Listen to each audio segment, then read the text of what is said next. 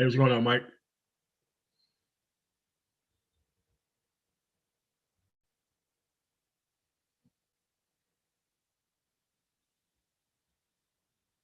All right, welcome to the show. It's Man Tomorrow here. Got Mike V. Send a link to Nagone 11. And yeah, this is where the Dog and Pony show ends. Now it's officially time to start talking about women, responding to Rebecca Lynn Pope and proving that most people within the space were not serious about progress. Um, we still got more elections to go within this actual country. And this live stream is just to show you that all these things that was happening, even since the night of the election, was pure treason and sedition on the part of the people who were taking part in these things. So what you have to realize is that there's a lot of things said by a lot of people within this space. A lot of people have mortgaged their credibility. Well, among rational human beings, but some people,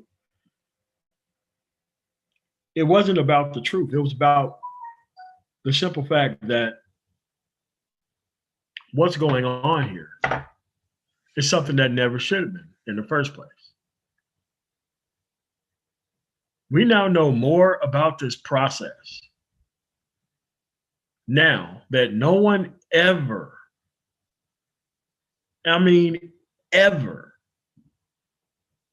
have known about or even thought about now more than anything else within American history. This is why you see people papering over the entire conversation of what they was going to benefit from people talking about women right now. Because somehow talking about those things was going to get you what you wanted. And it turns out that's just clearly not the case. And people never even considered the type of people that they were teaming up with, that they wanted you to think that they were being allied with for some reason. What's going on, Mike?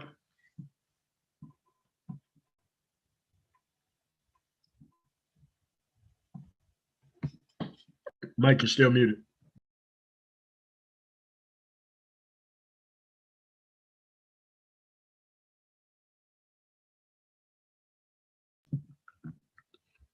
Oh, Mike must have stepped away for a second.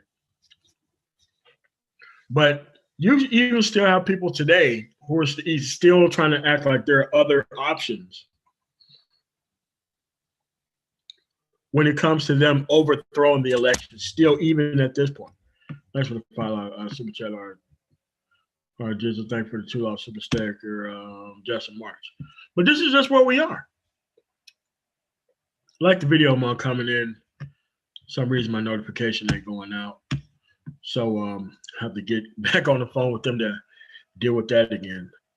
But this is just where we are, folks.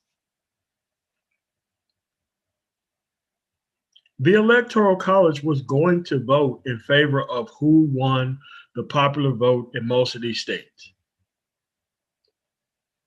I think there's two that doesn't have a winner-take-all system. I think it's Nebraska and maybe New Hampshire. But that's exactly how it went. A lot of people raised a lot of money. A lot of people was out here having a lot of false hope and things that were going on. I mean, there was just a lot of things out here that was going on that really didn't need to be. And those things would be punished under any country's rule of law. Because the only thing that was egging on people to do was to take an automatic rifle and go to deal with something on the behalf of others. This is what all this stuff was egging this stuff on to do within this environment.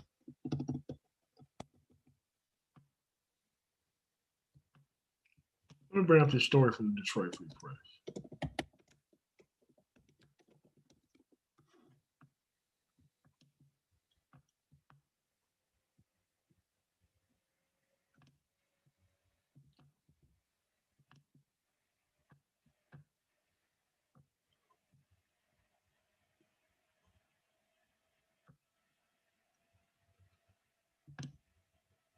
Again, this is a person who's part of the party who's going to be an independent, quote unquote.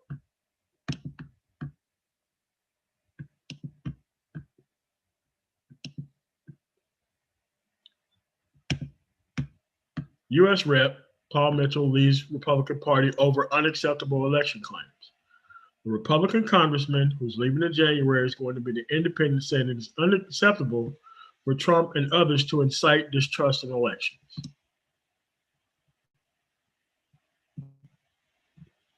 He left the party yesterday, that was Monday, saying in a letter to officials it was unacceptable for political candidates to treat our election system as though we're some type of a third world nation and incite distrust of something so basic as the sanctity of our vote.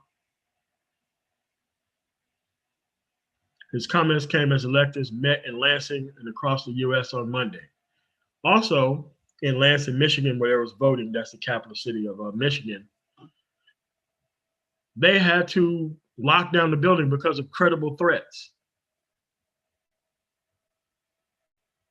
within the area, that they couldn't even vote and do what they were supposed to do, which is to elect the president of the United States.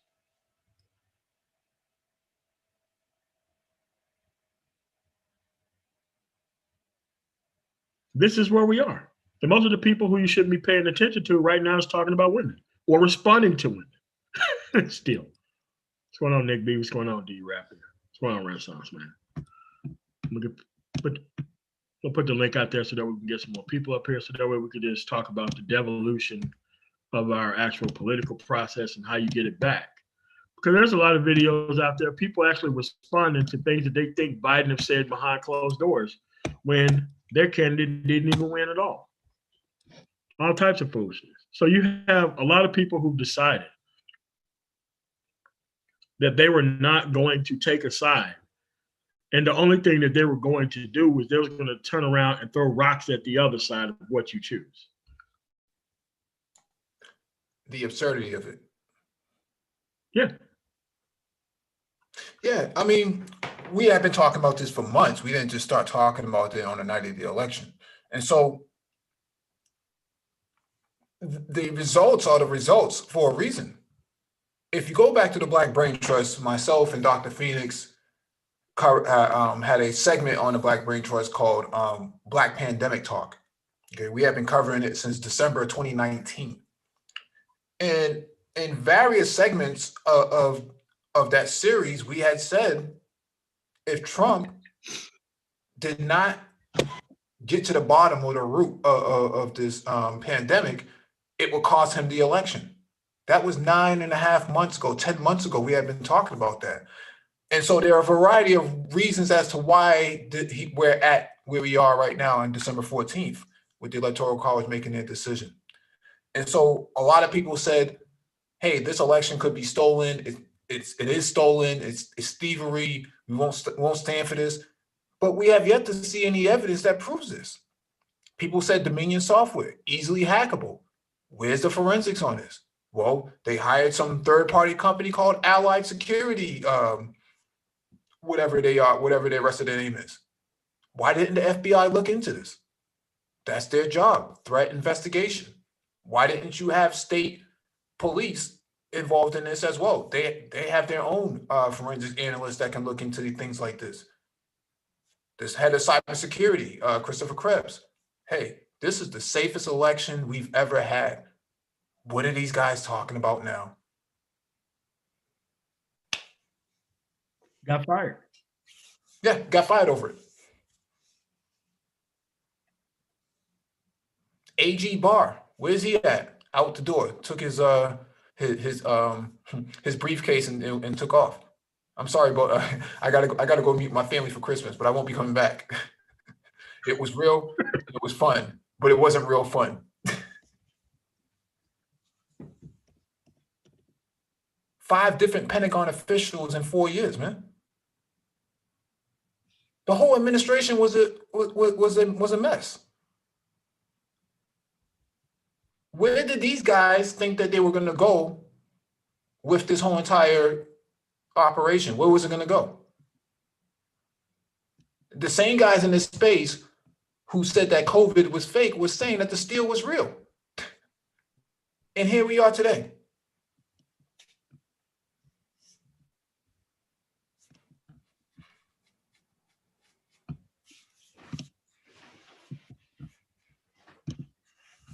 Yeah, that's exactly where we are.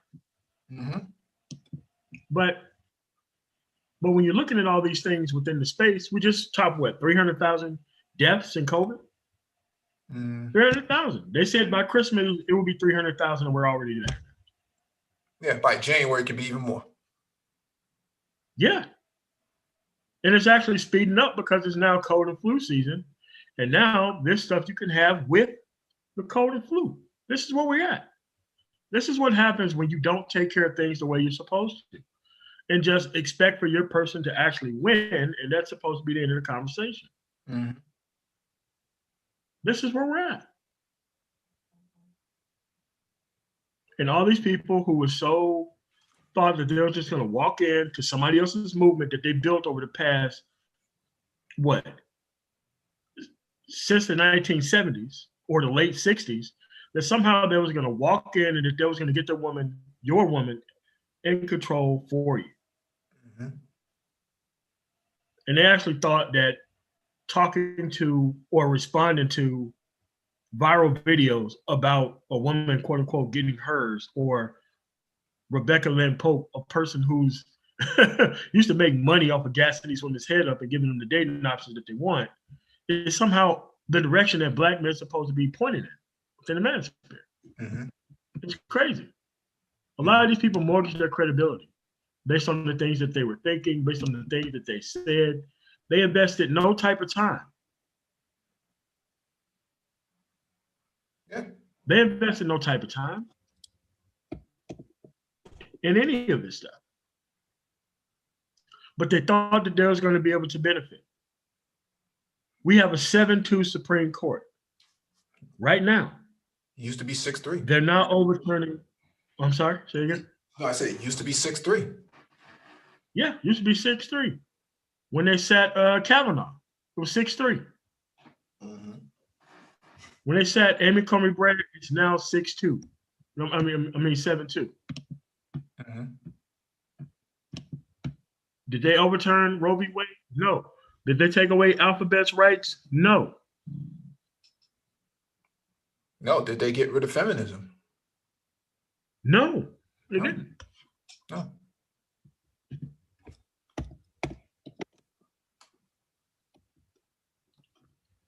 And they keep trying to make it look like, the Alphabet community was on one side or the other. There's an article posted today. Mm-hmm. What does that say? Here we go.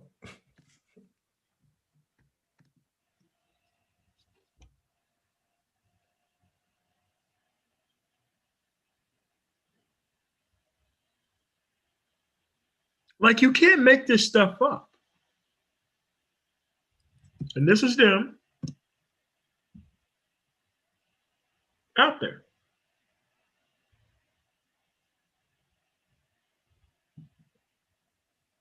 Don't forget that the Proud Boys, Oath Keepers, all these far right guys were receiving PPP funds without understanding what the general purpose of the PPP was for. Why did they need it?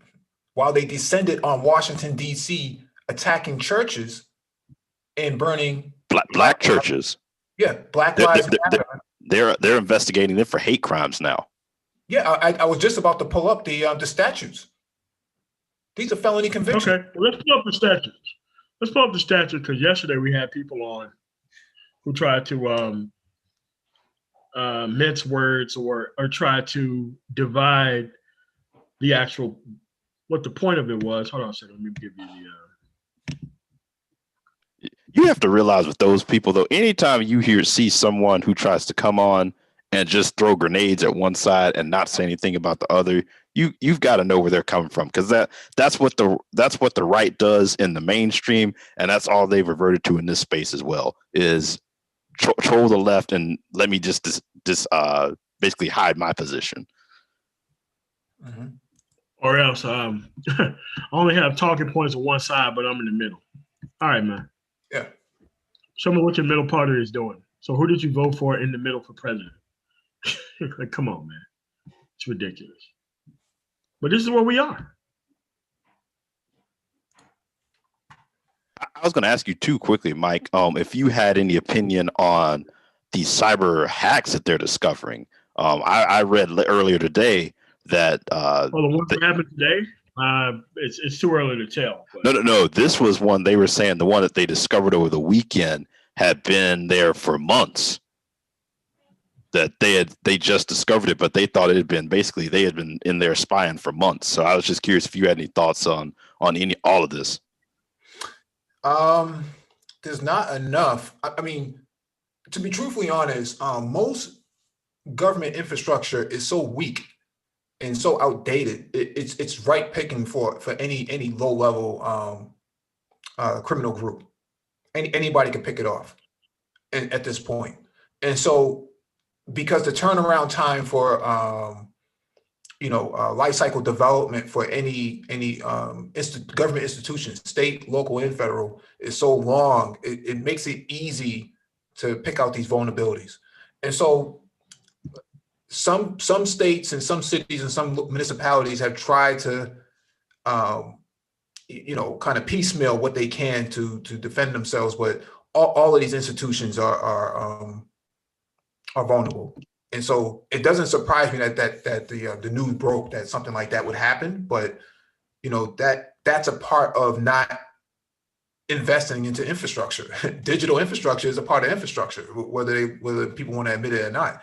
And the government has not done enough. I don't know what they spent their money on, to be honest. No, it's just that, remember, when you want government so small and you don't want to protect the actual election process of any kind or type, and it keeps being voted down by the Senate Majority Leader, like, this is what you have. All this stuff is ripe for the picking, so that way something like this could happen. It's ridiculous. Yeah, and they even said they broke into, I guess, like a vendor. So they're thinking even some private companies may have gotten hacked in this too. Yeah, third-party contractors are always the go-to. They're easy picking. Usually use weak passwords and weak endpoint security and things like that. Makes it easy. Any top level what do you call it? A white hat hacker or a black hat hacker would actually be able to get in there. Wouldn't take much. I've watched them do it, in person. Even somebody like Gabe A would actually be able to better explain it, because that's exactly what he does. But let me share my screen real quick. Bring up the laws real quick.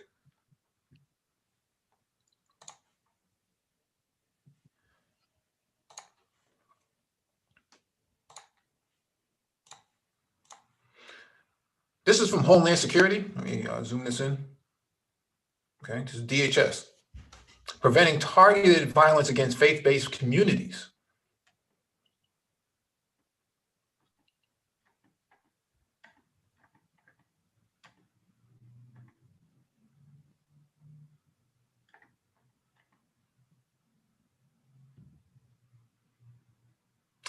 Responded to a May 20th, 2019 letter from Acting Secretary for Homeland Security, the Homeland Security Advisory Council Subcommittee on Preventing Targeted Violence Against Faith-Based Communities responded to 4 specific taskings. This executive summary lays out the principal findings and recommendations of this subcommittee. 1, central point of contact in DHS for faith-based organizations. Number 2, for proactive training for faith-based communities. There is not a consistent approach to preparing or training FBOs for security of their communities. DHS take lead in conjunction with state and local officials in establishing a package approach to security for faith-based organizations, FBOs. Protecting security advisors, PSAs. Number 4, this role of PSAs must be enhanced. DHS determine specific requirements for PSAs, and if necessary, request additional sustained funding from Congress to hire, train, and increase the actual numbers of PSAs, protective security advisors, as needed for security of the FBOs. Defining the domestic terrorism threat. Members of law enforcement have cited the absence of a domestic terrorism statute as hampering their efforts to track and prosecute domestic terrorist groups.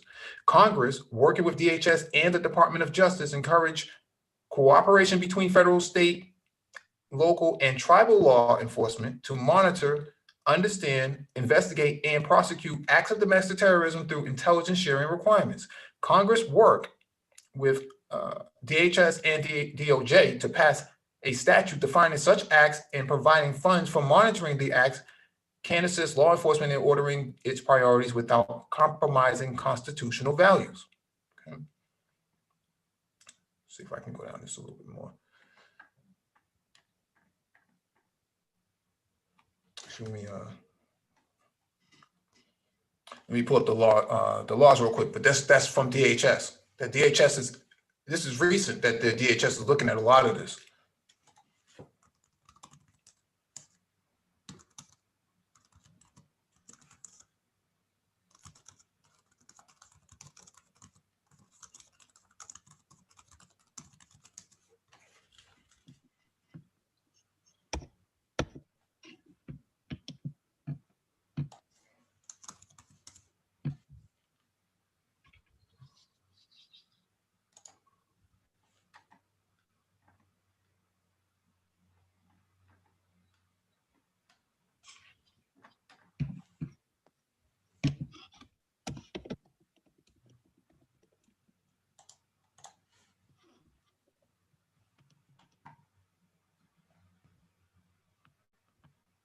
I'm sorry, MLT, just go right ahead. I'm gonna pull this back up.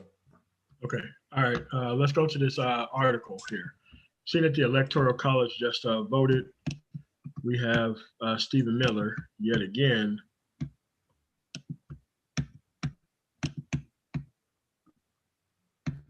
is proposing. Hold on, shit, let me get that article.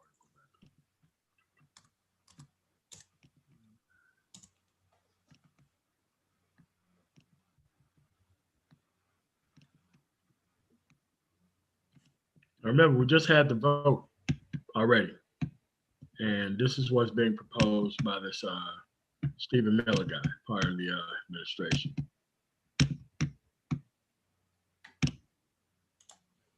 Stephen Miller proposes alternate electors to overturn election on Fox News via an actual video. White House advisor Stephen Miller may have outdone himself yesterday, desperation to bid to overturn the election he already lost. As the Electoral College electors from 50 states in the District of Columbia to formally meet to select Joe Biden as the new president, Miller told Fox and Friends that an alternate slate of electors was hard at work to undo the results. As we speak today, the alternate slate of electors in the contested states, remember, only contested states, not states that they outright won, there's only contested states, is going to vote, and we're going to send those results up to Congress. There's not a process for this, to send to Congress for the Electoral College. They're not part of Congress. Miller said in the interview posted to Twitter, this will ensure that all of our legal remedies will remain open. That means if we win these cases in courts, we can direct the ultimate slate of electors to be certified. That's not true. They already had a Supreme Court case where if the majority of your state votes a certain way, you can't just have electors vote in an alternate fashion other than what your electors have voted according to what the people in the state was. But you still have these people, even at the last moment, still selling this sort of hope to all these seditionist people out there that there's still a way that they can overturn the election. I mean, just freely, openly coming out with coup attempts, one after the other after the other. You have to remember, we locked up in Guantanamo Bay bin Laden's driver. People who knew bin Laden, we locked up in Guantanamo Bay in Cuba. So for people who are actually providing this type of material support toward these types of actions against the actual country, these people are culpable and they're committing crimes. This is not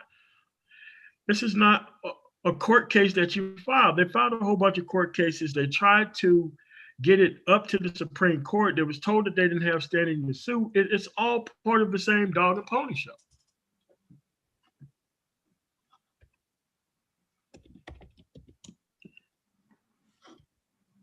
Yeah, and it's just that this is where we are.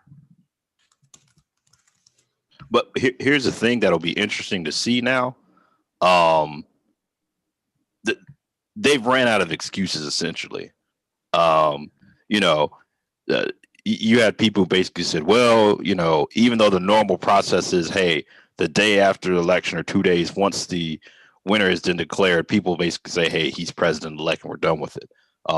Now you have no formal excuse. You can't say, well, the Electoral College has to, formally announce it. And then now it's kind of like, where are you really going to go now? Because Trump's already saying, hey, he's going to continue on the fight and he won the election. And I just want to know what the excuse is going to be now. I mean, what they mean by fight is his fight to egg this stuff on so that way he can fundraise off of it. Because even Barr announced he's resigning today. Yeah, that's what I showed a little bit earlier. Okay. Gone. Well, he's leaving for the Christmas break and just not coming back. Yeah.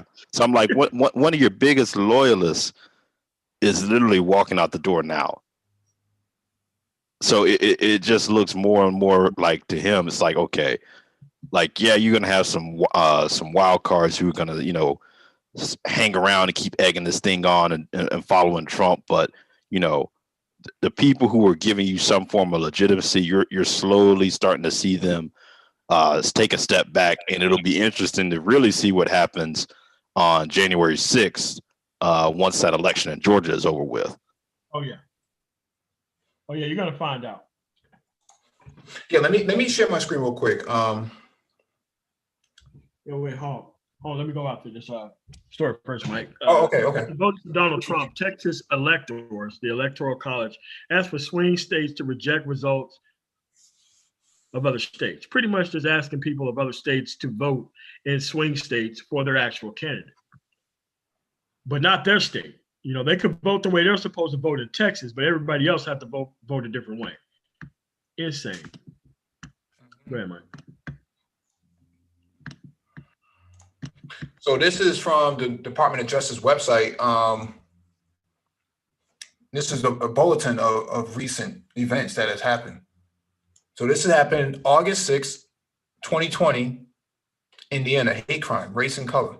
An Indiana man has been charged in the federal court for making intimidating threats to his African-American neighbor, as well as for unlawfully possessing firearms. After noticing a construction crew working to remove a tree from his neighbor's property, he began to intimidate his neighbor and the construction workers. Specifically, he placed and burned a cross above the fence line facing his neighbor's property, created and displayed a swastika on the outer side of the fence, on the outside of his fence, facing his neighbor's property, created and displayed a large sign containing a variety of anti-Black racial slurs next to the swastika, visibly displayed a machete near the sign with the racial slurs, loudly played the song Dixie on repeat, and threw eggs at his neighbor's house. An indictment is merely an allegation, and the defendant is presumed innocent until proven guilty. The charges carry a maximum statutory penalty of up to 10 years in prison and a fine of up to $250,000 for each of the 3 offenses.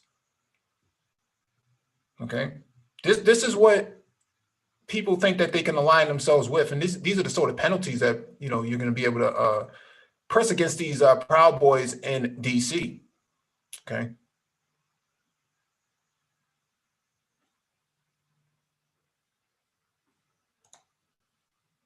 Yeah. You like we talked about yesterday. You're with the incoming administration, and that'll be interesting to see who, because Biden hadn't put anyone over DOJ, has he? Say that again. Biden hasn't announced anyone over DOJ, has he? Not as of yet, to my knowledge. No, that'll be interesting to see if he puts someone Black over, that department, in the sense of you've had some of these groups that have gotten some real leeway. Trump has pretty much, taken away the DOJ's budget for civil rights enforcement. You're going to put someone up there who's really going to, really get tough with these people, really take that report seriously that says, this is the largest threat to U.S. security. Yeah, it's just that with a position like that, it's a better idea to wait till after the January election for the Senate, so that way that can be ran on as an actual thing for actual campaign ads. It's very smart for those more controversial positions not to be filled, so that way they'll turn into campaign ads. Yeah. Very true. Yeah, let me read this one real quick. This is from April 30th of 2020. A Florida man pled guilty to threatening an African-American Charlottesville City Council candidate because of his race and because he was running for office. They don't like equal justice under the law. And to threaten, harassing, and stalking another victim using social media. The defendant admitted using fake names on social media to promote white supremacy and to suppress support for racially motivated violence. Express support for racially motivated violence. The defendant also admitted to using social media to threaten violence against an African-American resident of Charlottesville, Virginia, because of his race and because he was running for city council. The defendant will be sentenced on July 23rd, 2020, and faces up to 1 year in prison for making online threats and up to 5 years in prison for using the internet to threaten, stalk, and harass. This is where we are, man. This is coming straight from the Department of Justice. This isn't me making this up. It's not MOT making this up.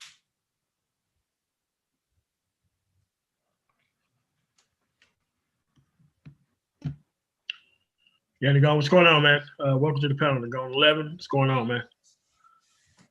What's going on, fam? What's going on? Yo, what up? Nothing much, man. We're just doing this after election thing where these, most people have went back to talking about, and responding to the things that are happening within the environment when it comes to this counterpart, when it comes to real actual issues. They ain't got no opinions on it. Yeah. No, folks. Folks want to mess around with these hoes, but I ain't got time to fuck with that. The reality, very simply, is here. We're looking at the EC. The votes are coming in. You got the Republicans sitting up in here, still trying to find a way to fight it. You're showing that these guys have no democracy. But what I find quite interesting, and what the media is just not saying, I don't know if you guys have said this already. You probably did, but I'll repeat it if anything. They went after 4 states. Milwaukee, Wisconsin, Detroit, Michigan, Philadelphia, Pennsylvania. Primarily, and of course in Atlanta, GA, and the Proud Boys and all of them are running around stabbing people in the streets and tearing down BLM signs all throughout DC, acting like straight savages. And nobody's calling this thing out, that this is really the Republicans, and these guys are going against the fact that it's black voters. They're going after the black vote that played a key role here, and that your democracy was hinged on that, and they're angry at the black community at the end of the day. And that's what this really is all about. And no one's calling that out. I find that very interesting. But the same people were out here saying that, black men should be shot and they shouldn't get any type of equal protection under the law. But when it comes to their people acting the fools, crickets, silence. Nothing. That's exactly correct. If they can act like savages, stab you in the streets. Well, they had one brother who was kind of prepared for these guys. He stabbed one of these guys that came after him in DC. So he had his blade while they had theirs, and he seemed like he was able to get the better of these chumps a little bit. But these guys will walk around marauding, destroying property, defacing property. They're talking about rioters. Oh, they were rioting in such cities, and they were saying all this, at BLM this. Here are the Proud Boys that many of these other Negroes signed on with ultimately. And these are the same guys that are attacking you in the streets, attacking your churches, coming after you racially, and literally the Republicans are coming after your vote. Literally, they came after your vote, and it's crickets from these Negroes. This is a sad day in America. It's a very sad day, and I find nobody saying anything about it.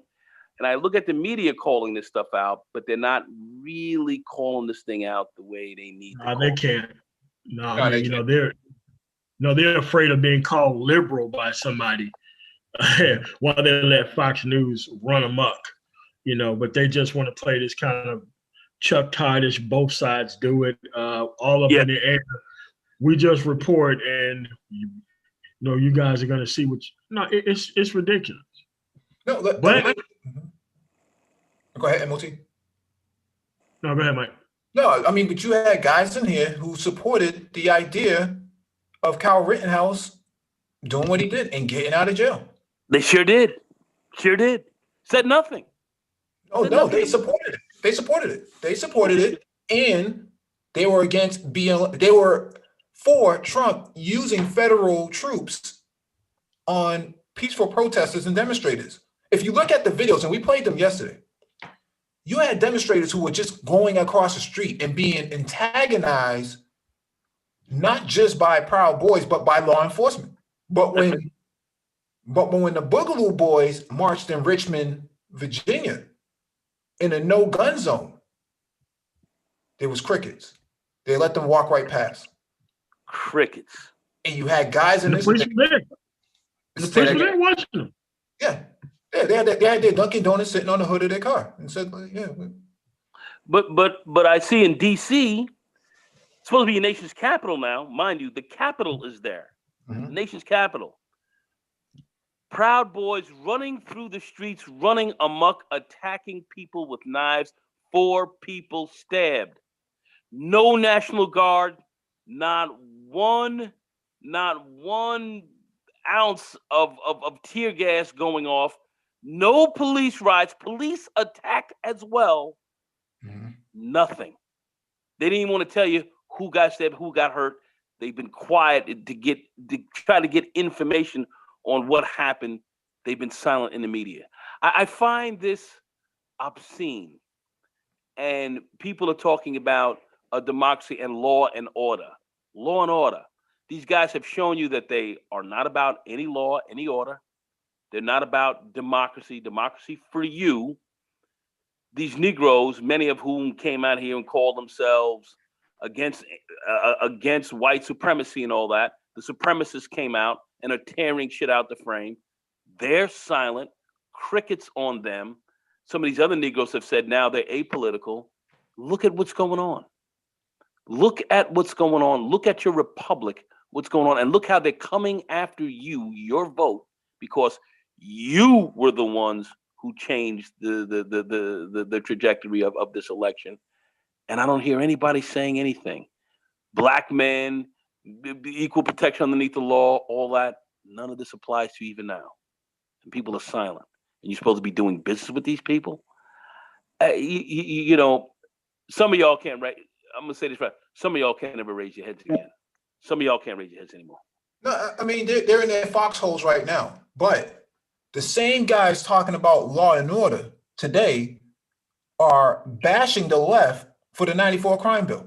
Make it make sense, man. It's a joke. It's a joke. Make it make sense. How can you say, oh, well, we can't support the left? You know, the liberals, the Bilderberg group, and all this other, you know, Alex Jones talking points, but then you support law and order against Antifa. Just like I got to bring that video up again. This brother said from Antifa, we wouldn't be here if they weren't here. Yeah, play that again. That's the premise of Antifa. And you had somebody who joined the panel and said, well, I was raised by 2 parents, so I'm a conservative. All right, man. Thank you. Thanks for playing. Let me read this real quick. You know, from the FBI. What do violent extremists believe? Violent extremists have many distorted beliefs that they use to justify violence and hateful attacks. Read a few examples. White supremacy extremists, at the top of the list, no alphabetical order. Example of distorted belief. Members of inferior race should be killed. Okay, we just read about a city council member a few months ago, or a city council candidate who was running almost fell victim to this. Black city council member or candidate. Militia extremists, example of distorted belief. The U.S. government is a threat to the people and should be opposed by force. How come these guys marching in Richmond, Virginia weren't taken down? Where were the drones? Where were the Predator drones? Where were the Global Hawks? Where was JSOC? Where was SOCOM? where was the intelligence briefing on that? Who's the director of national intelligence in the Trump administration? How come they're so silent on this? Nothing. Crickets. And these guys in this space, black men who claim to be red pill and all this other stuff, are saying, I'm going to go with these guys on this side because that '94 crime bill doesn't sit well with me. Those are liberals. How come the law doesn't apply to your guys? When are you going to redress your party about this? And when are you going to redress your party about this? That's coming from your side of the party. It's not coming from liberals, to my knowledge. At least none of the cases that we just read off the DOJ, that doesn't say anything about that. Okay, let's not even talk about the violence of which you're hitting on all cylinders. Let's look at just when we go now, because I've got a couple of my boys, to Brother Vaughn. If you're listening, I told you guys, I got some of my frat boys. I don't know if they're tuning into this. This is the Go On Call. Y'all know me, DZ, Syracuse. Look, to you cats down there in Atlanta doing God's work. Bless you guys. But let's just say this. Here, just a couple of days ago, on the election, okay, where they had 11 sites, 11 polling places, they cut them down to 5. They cut them down to 5, saying that they didn't have enough resources, which was a bold-faced lie. They lied like Persian rugs. So they lied, literally lied straight across the floor like a Persian rug, lied straight out. They were caught up in that, and then they decided to open up still seven places now instead of 11 that they had for the general election. 7, and they're trying right now voter suppression. Stacey Abrams, everybody like that is on top of it. A5 is on top of it. Okay, we on top of that. Black and gold, we on top of that. Okay, some of the other brothers out there, accused, some of the K-Sack family, and all that so forth. They out there as well. So I'm not gonna, debase the other male fraternities that are out there knocking it out the box as well. So a lot of the cats involved. But here they are trying to keep you from voting.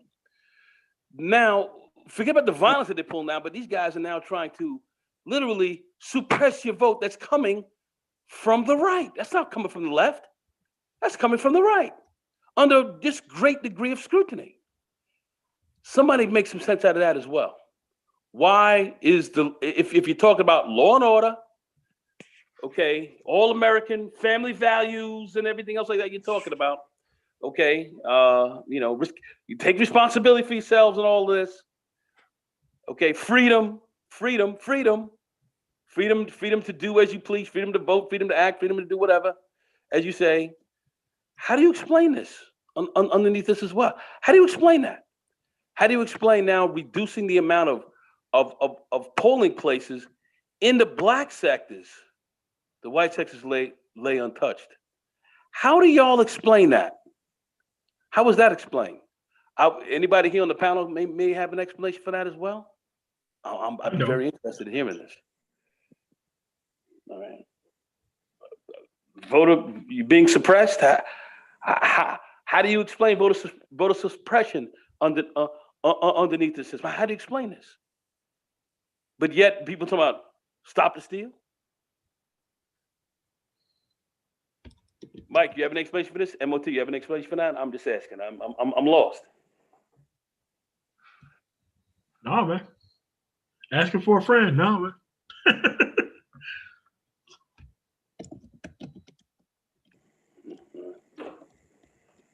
That's what I gotta say about that. Mike, you playing the video right now? Stop the steal. You play the video. Yeah, Mike's on mute. That's why. Yeah, get him off. Oh, okay. Take him off mute if you can, so we can hear this.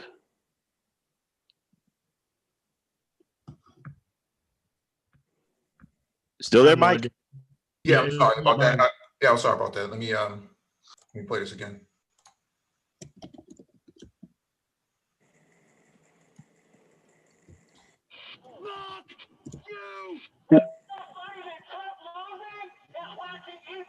It's 2020. We shouldn't be having to fight racism, fascism. We shouldn't have to even be arguing about why the fuck this man still lost the election. It's over with.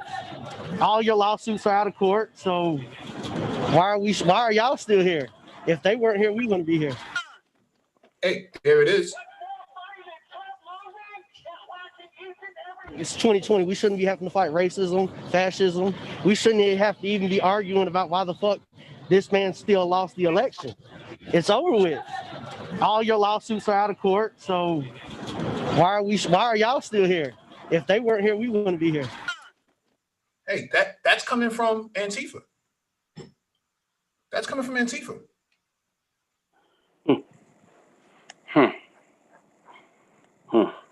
We've been saying this in the Manosphere on MOT's channel in the Black Brain Trust. We've been saying this for months. Yeah, we have. You have guys who just started covering it the night of the election and are coming in as if they're subject matter experts. Look at their community tab. Thomas Sowell. What's this other yo-yo from South Central? Larry Elder. Larry Elder. They're using these guys' talking points and then coming in here like, you know, we've been covering this the whole time, and you guys are spilling BS. And I'm saying to myself, where's your evidence? You said stop the steal. As of 5 o'clock today, man, they made their decision. Where's the evidence? And the funny thing is too, they haven't even acknowledged the change. They haven't. You have some of these guys who will try to play the game of, they'll act like the Republican Party was the one during Reconstruction, and they won't even acknowledge that change. But even some of these guys, they won't even acknowledge the change that's occurred just in the past like 10 to 20 years in the party. They'll act like this is still the party of, a George Bush the first, or even a Reagan. They won't even acknowledge Michael Steele, who basically was the architect, during the Obama administration. I mean, conservative architect. Who's Michael Steele? We don't need to know about him. We don't need to know about Colin Powell. We don't need to know about Shelby Steele and the rest of these guys. How come you're not backing these guys if you're a black male conservative? Why are you only backing 45? Say that again, MLT. Yeah, and it's only now that they're backing him. And since they don't know any history, they don't understand that this dude is not a conservative. Like, they're not conservative either. They're just populist. You don't have a party. And it's only going to get worse too, because the reason why all these Republicans are backing Trump right now is they're afraid they're going to get in the primary. Some crazy knucklehead that's even more pro-Trump is going to say something even crazier and just continue to push the party further and further right. No, I'm going to tell you, you got a party full of crazies. You have a white, racially aggrieved populist movement. It has nothing to do with conservatism.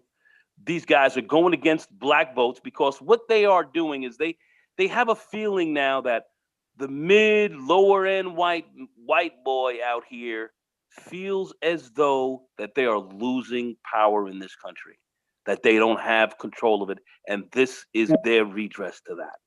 That's what this is. They lost power because of their own actions. But at the end of the day, it's in numbers. It's the fact that you're starting now to see the black community getting dangerously, in their view, politically organized. Okay, that are really going to start to make demands after a bit, just like we saw when we played Eyes on the Prize. We dropped that. I told I wanted to get the full series in there, so we're going to see if we can get more of the videos in there, so people can look at Eyes on the Prize. But we played the first video to show you just kind of how this movement started coming about. And when they started to really try to shut you down, the black community was highly organized, highly SNCC, CORE, NAA, charismatic leadership as well with MLK and so forth. You had not only the Panthers, but you had the NOI, Malcolm X, who joined up and supported Malcolm and so forth. You had powerful political movements that moved this motherfucker, moved it heavily, moved it over. And these guys were not prepared for that. That's what you're dealing with right now. They're whites who are worried about numbers. And there was an op-ed written by, I'm forgetting his name now. I don't know why I'm forgetting his name, but I read it in the Sunday Times. And he is a white man speaking on exactly the fact that white people, especially in this mid-savage white community, are losing their perceived position, even though they don't have a high position with white folk, with the upper crust whites. They got nothing there. Okay, but at least they don't want to be perceived as niggas, and that's what's coming down on them, and that's what these people are reacting against. That's what they're reacting against, your upward movement in this game, over what they perceive over them. That's what this is. That's why they're not talking about the fact that they are reacting against 4 states, basically 4 major cities that are black controlled, that they're trying to stop. That's what this is. That's what this is. That's what this whole thing is about.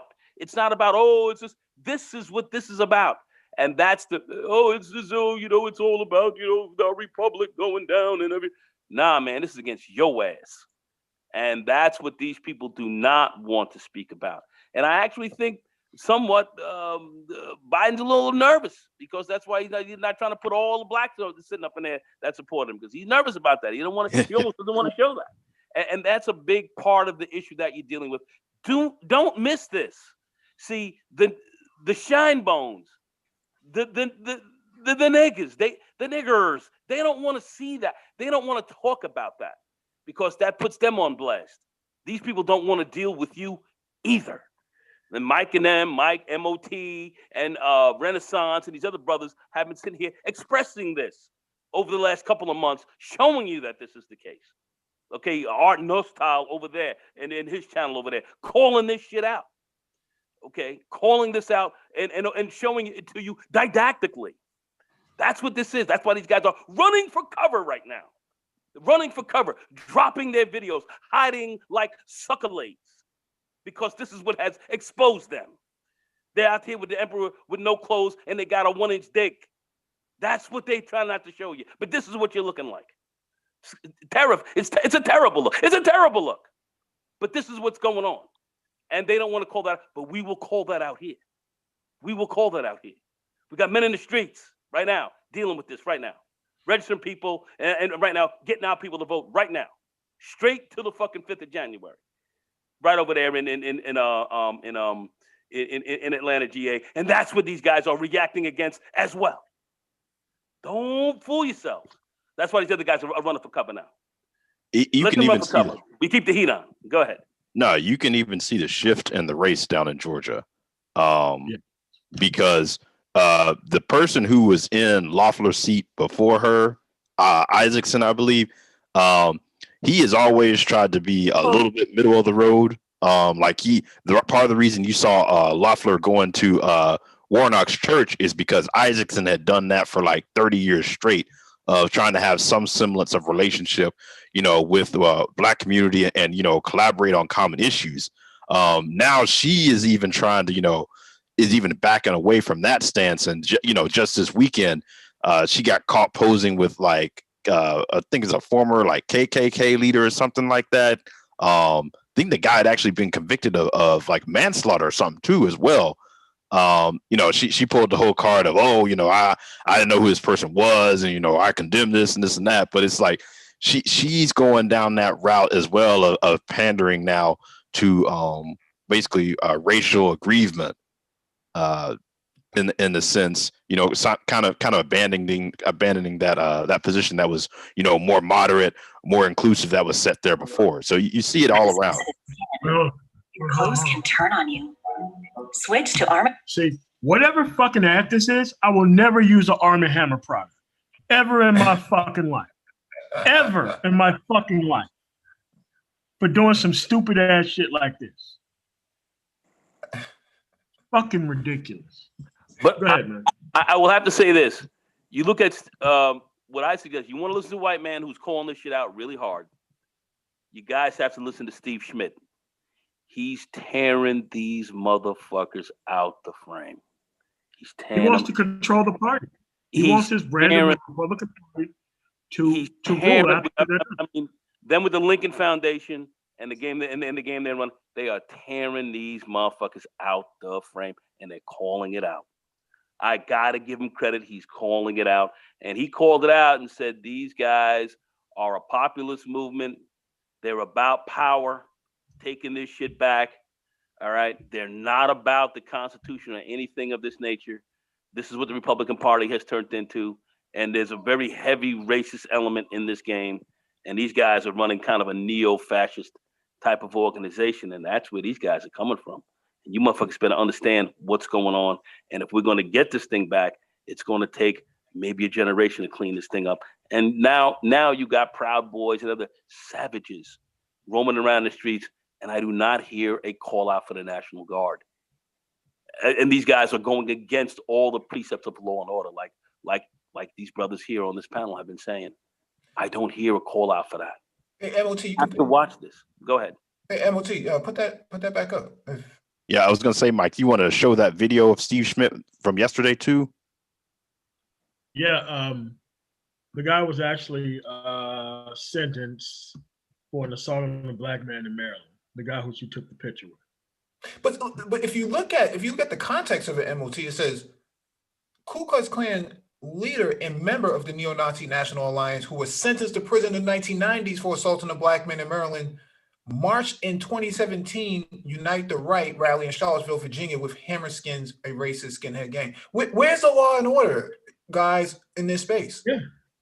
How come they're not live? How come they're not getting on the panel tonight? There's a link in the chat. Yeah, sure is. There's a link in the Come chat. on up. Where is everybody at? No. That's why these guys are running and hiding. They're running and hiding. They should stay in your fucking cubby holes and don't come the fuck out. Depledge from politics.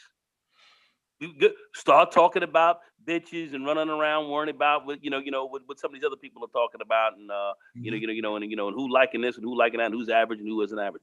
Go fuck with that. Go over there. Fuck with that now. Go run behind that sucker laid shit and worry about Karazin and the rest of them motherfucking hoes. Go ahead and fuck with that shit. Go ahead. That's where y'all belong. Don't fuck around with this politics. Stay out of it. Stay out of this game. Don't raise your head no more. Stay out. Stay out. Out. Yeah, the thing is, they want to point to this idea that this isn't over. I just saw something that's come through the feed that said, one of these guys who said, Joe Biden is your Kang. Pookie with the GED. These guys. You want to play the middle, like, oh, well, I'm not with either side. So how come all your talking points are repetitive from the right? How come? You're a black man. Profiteer off of the system being the way it is, and they sit here. I mean, they pose the same type of threat to black people that the last group of educated elites did by not pointing out this particular problem. They're here are being friends with the actual enemies of the community overall. Yeah. It's one attack of the churches. Go ahead, Mike. I'm sorry. Go ahead. I'm sorry. No, I'm saying it's one of the reasons why slavery lasted for so long. Guys like these were around during slavery, man. We got a good boss. Why we got to leave? Jim Crow as well too. Yeah. Oh, you remember the movie Django and the Samuel and Samuel Jackson character? Remember that dude in Django?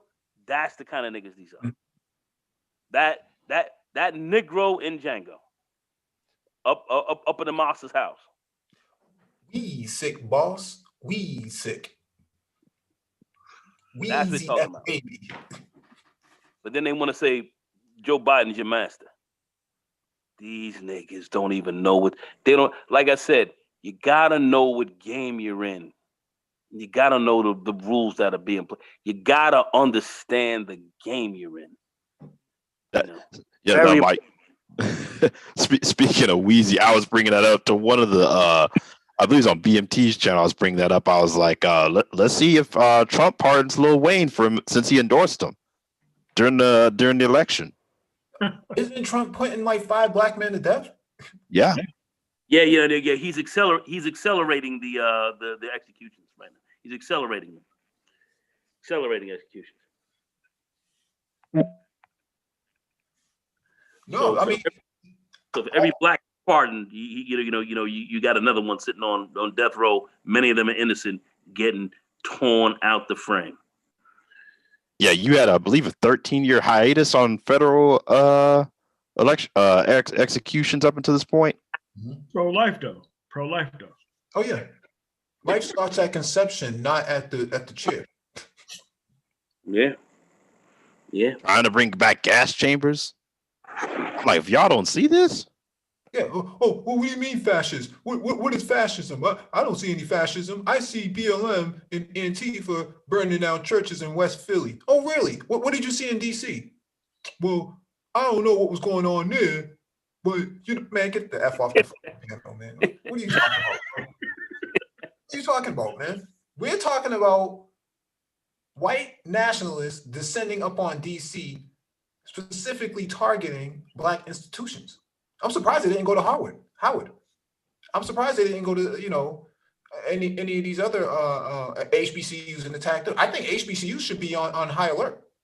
I think Morehouse should be on high alert. I think they got too many blacks there, and that's the problem. But that's the issue. Yeah, I mean, but to Mike's point, one of these lunatics can go on a spree on one of them campuses, man, and that could not be a good idea. Yeah. But hold on 1 second, people. They descended in the middle of DC. They descended in DC. Yeah, Renaissance had to stay in the house, man. I had to barricade this place up. I mean, they descended in DC. Is that not enough? They got to be on the campus now? Listen, these guys should be, the National Guard should get called out. One thing I know is I saw a group of protesters speak out against what was going on in front of the White House, and they hit them with gas fucking they hit them with gas and clubs and everything else like that. It was a riot. It was a riot of people who did no violence. Now here guys are doing violence in DC, a marauding mob knifing people. And there's no government response. This is okay. How do you EP hit the nail on the head in the chat. He brought up the guy. Michigan had to close the state house to have the vote today, and one senator got stripped of their duties because he went on the radio and said it's going to be violence and protest, and he was organizing them. No. This is what happened. They asked him. They said, well, and it was on TV. I looked at it. They were like, well, let me ask you, Senator. Senator, are you can you guarantee that there'll be no violence today? Can you guarantee that there'll be no violence today with your movement today? No, I cannot. Oh, what? You cannot guarantee there'll be no violence? Well, no. This is good. This is something new that we're trying. So we haven't seen this before. We don't know. Oh, really? And then they stripped them later on, and then they closed all the government buildings down in Michigan. I mean, the state house. Certified the vote. Okay, through the Electoral College, and shut everything down, and then stripped him of his chairmanships and boards that he was running. Just stripped him of that. He said he could not guarantee there wouldn't be any violence. Well, this is what he's got. And remember, before that, took the governor, and these same guys are talking about kidnapping the governor and putting her on trial and killing her. This is what you got going on, and these people are not saying anything about this. Not just the governor. This is unbelievable. Go ahead, Mike. Yeah, not just the governor, but the lieutenant governor, who's a black man. That's exactly correct. And remember, a few weeks, about a month before, so there was a black female legislator who spoke out against these guys, and these guys said they were going to come to get her. And then she came in there with about 10 brothers strapped like bamboo, walked up to the state house with their guns, and the Gray Boys did not show. The Wolverines didn't show for them. This is the game that these guys are playing. Bunch of fucking suckers. But you got to face these people. But white people are sitting here permitting this shit to go down. No federal response. No full state response of law enforcement to stop these people. Law and order. Law and order, people. You talk about law and order. Well, this nigga deserved that. He deserved that. Well, this black guy got shot by this other person. He kind of deserved that. When I see these niggas, I had a friend who I cut off forever because of that. Said that. I cut his ass off. Fuck it. I don't fuck with him. One of these Cleveland niggas. All right? I don't fuck with y'all. All right? Come out here like that. I don't fucks with you niggas. All right? Because I know where y'all coming from. All right. I can't count on you. There's a war coming out here first. I'll put one in your head before I even go after these grays. I'm sorry. That's just the game that we got to be playing out here. If they're gonna come at you like this, all right. This is the kind of shit we're talking here. This is what's going on in our republic. Where is the law and order? No. Okay, Negroes. I'm about to say, Nicole. Law and order. What do you mean by Cleveland? Huh? What do you mean by Cleveland? Cleveland. Okay, I'm gonna tell you something about Cleveland. All right. Listen to me very closely. You go right across town. 1-2 digits difference in zip code, and there's almost a 30-year survival difference between the two communities. It's one of the most segregated communities on earth. Black people die at much higher rates on the west side than the east side of Cleveland. Okay, the city fathers set that up. So, oh, really? Okay. less, you got educated less, you live, but yet when crime goes down, they'll blame it on a black man first, but don't want to say the shit about the city fathers that set this game up the way it is. Your healthcare, education, everything else like that, and welfare is decreased. Your lifespans are decreased. Okay, just a mile and a half over. Okay, but these Negroes will sit here and tear you out the frame, but yet will not say shit about those who set up that unequal system to tear each other out the frame over it. Won't say nothing about them, but got something to say about you. That's many of these Cleveland niggas. All right, I'm calling some of you motherfuckers out because of that shit. All right, and I see too many of them like that. Too many, and even one of these guys on YouTube with a rather successful channel, same kind of deal. And then every time a Negro gets killed, they're blaming it on that Negro who got shot. I don't fucks with y'all. I don't fucks with you. All right, Mike, go ahead. I know what y'all. I know what y'all. Well, let's look at it this way. During the presidential debate between Biden and Trump, he specifically said, stand back and stand by. Did he mean stand back and stand by for this moment? Yes, he did. If so, maybe there's an article that can be leveraged to get this guy out of office before January 20th. I think that's highly probable. Stand back, stand by, burn those churches down if I don't win. That's right. Go after BLM. Go after Antifa. Go after rainbow flags. That's right. That's what they're doing. And that's what they're doing. Let me do some research on this because I think this is possible that, somebody could make a legitimate case, get this guy out of office before New Year's Day. Get him out of here. I say, and if he doesn't come out, take him out. And I mean take him out. And that's my view. Because these motherfuckers, they're looking for the illest. When I see fucking senators, state senators and so forth saying, I cannot promise you there will not be violence. That's all I need to hear. There's nothing more to say. There's nothing more to say. There's nothing more to say. He should have been locked up for like they had to close down everything after his statement. No. They need to sit back here and start to bring some of these people up on sedition charges. They need to start doing that. The government needs to start making some very serious moves on some of these. Make some examples out of some of these people. That's where we need to be. But see, they're not willing to do that. You see, it's like Hitler in Munich. Okay, they didn't stop him there. They didn't stop that cocksucker there. So he kept moving, and we know the untold deaths that happened because they didn't stop him. Hitler in Munich. If they stopped him there, that would have been it. This is where you got to stop this shit. These guys have to understand this is what you got to do. This is where you're at.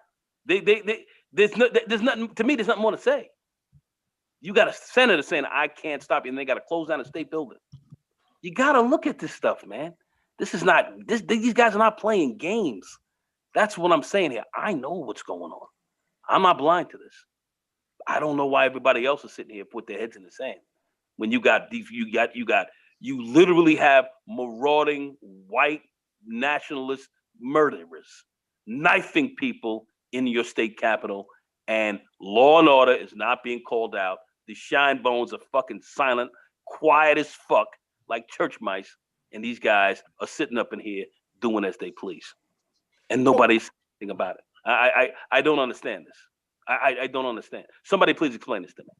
Coincidentally, they arrested Grandmaster Jay from the NFAC just a few days ago to disarm the group. Yeah, they're trying to shut you down. Well, let's look at this. This is from the government itself. Impeachment. The president, vice president, and all civil officers of the United States shall be removed from office on impeachment for and conviction of treason, bribery, or other high crimes and misdemeanors. Okay. Let's read this real quick. The Constitution gives the House of Representatives the sole power to impeach an official, and it makes the Senate the sole court for impeachment trials. The power of impeachment is limited to removal from office, but also provides for a removed officer to be disqualified from holding future office. Fines and potential jail time for crimes committed while in office are left to civil courts. So you think, Mike, given that you just said that,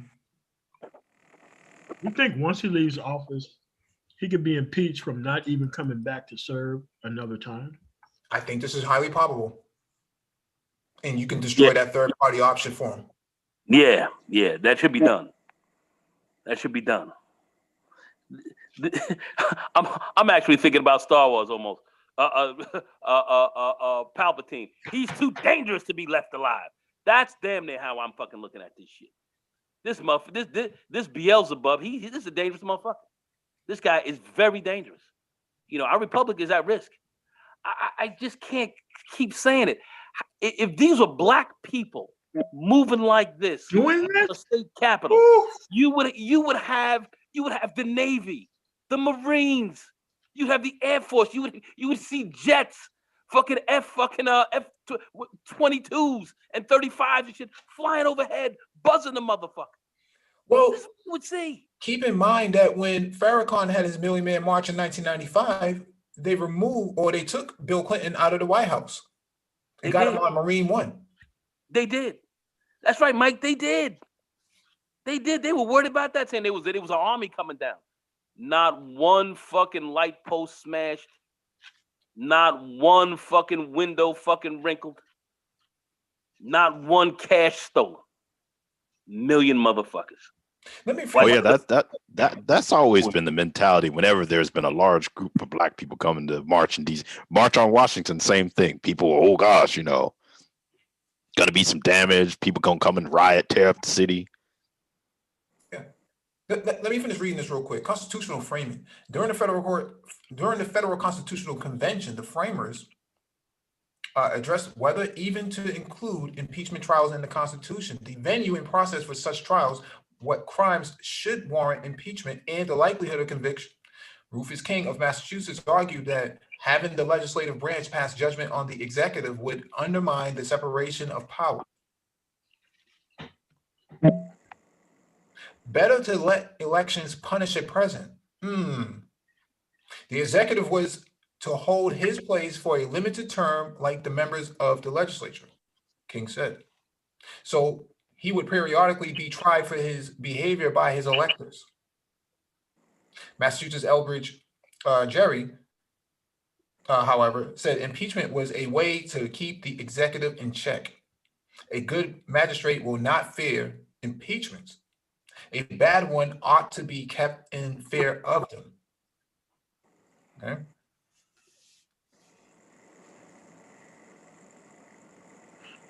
Another issue arose regarding whether Congress might lack the resolve to try and convict a sitting president. Presidents, some delegates observed, controlled executive appointments which ambitious members of Congress might find desirable. Delegates to the convention also remain undecided on the venue for impeachment trials. The Virginia plan, which set the agenda for the convention, initially contemplated using the judicial branch. Again, though, the founders chose to follow the British example, where the House of Commons brought charges against officers and the House of Lords considered them at trial.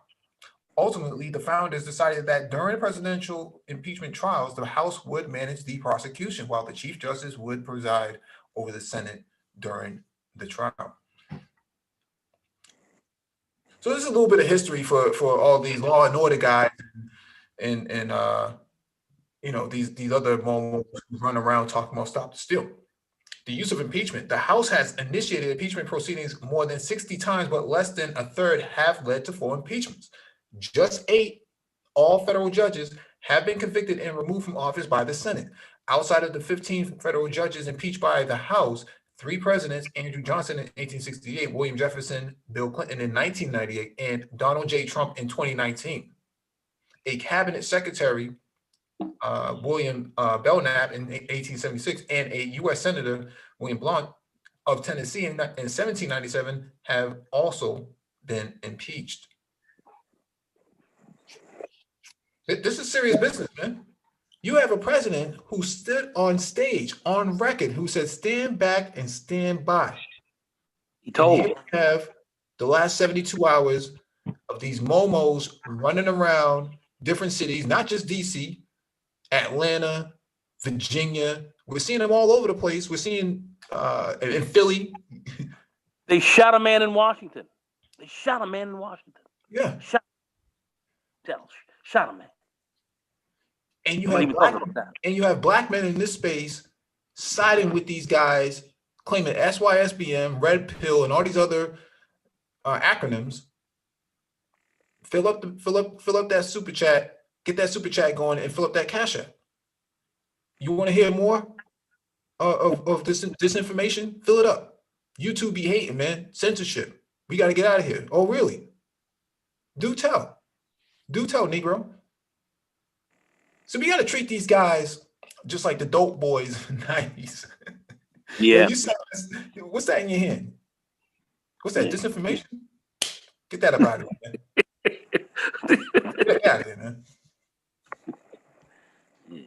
You got different disinformation in your pocket? You selling that around here? What kills me is that you have guys in this space who used to come to MOT's channel. They frequent those other channels now. No, they ain't coming here no more. They ain't fucking with this. They ain't fucking with this truth, man. They ain't dealing with it. And then they want to say Biden, your master, and all this. They want to say you're team blue. See, that's what really kills me about these Negroes. You team blue, and here these guys are coming against you as a race, as a people, and they talk about team blue. See. That's what really gets. Like I said, you gotta know what game you're in order to play this thing right. You gotta know what game you're in. These guys, they don't really understand the game that they're in. They don't understand it till it's too late. But they really don't understand what game they're in. Go ahead, RM. Go ahead. No, I was going to quickly add that, or these people who like to play the game like essentially these parties are both the same. I'm like, nope. Leave the conversation. Bye. I'm like, are we going to really talk about policy? I mean, you know, where is the left out in the street, you know, tearing down churches, doing all this stuff? I mean, it's a crazy time right now. Stabbing people. I'm sorry, brother. Two new panelists. We got DC and Bill Gino. What's going on, man? Welcome to the panel. What's going on, both of y'all?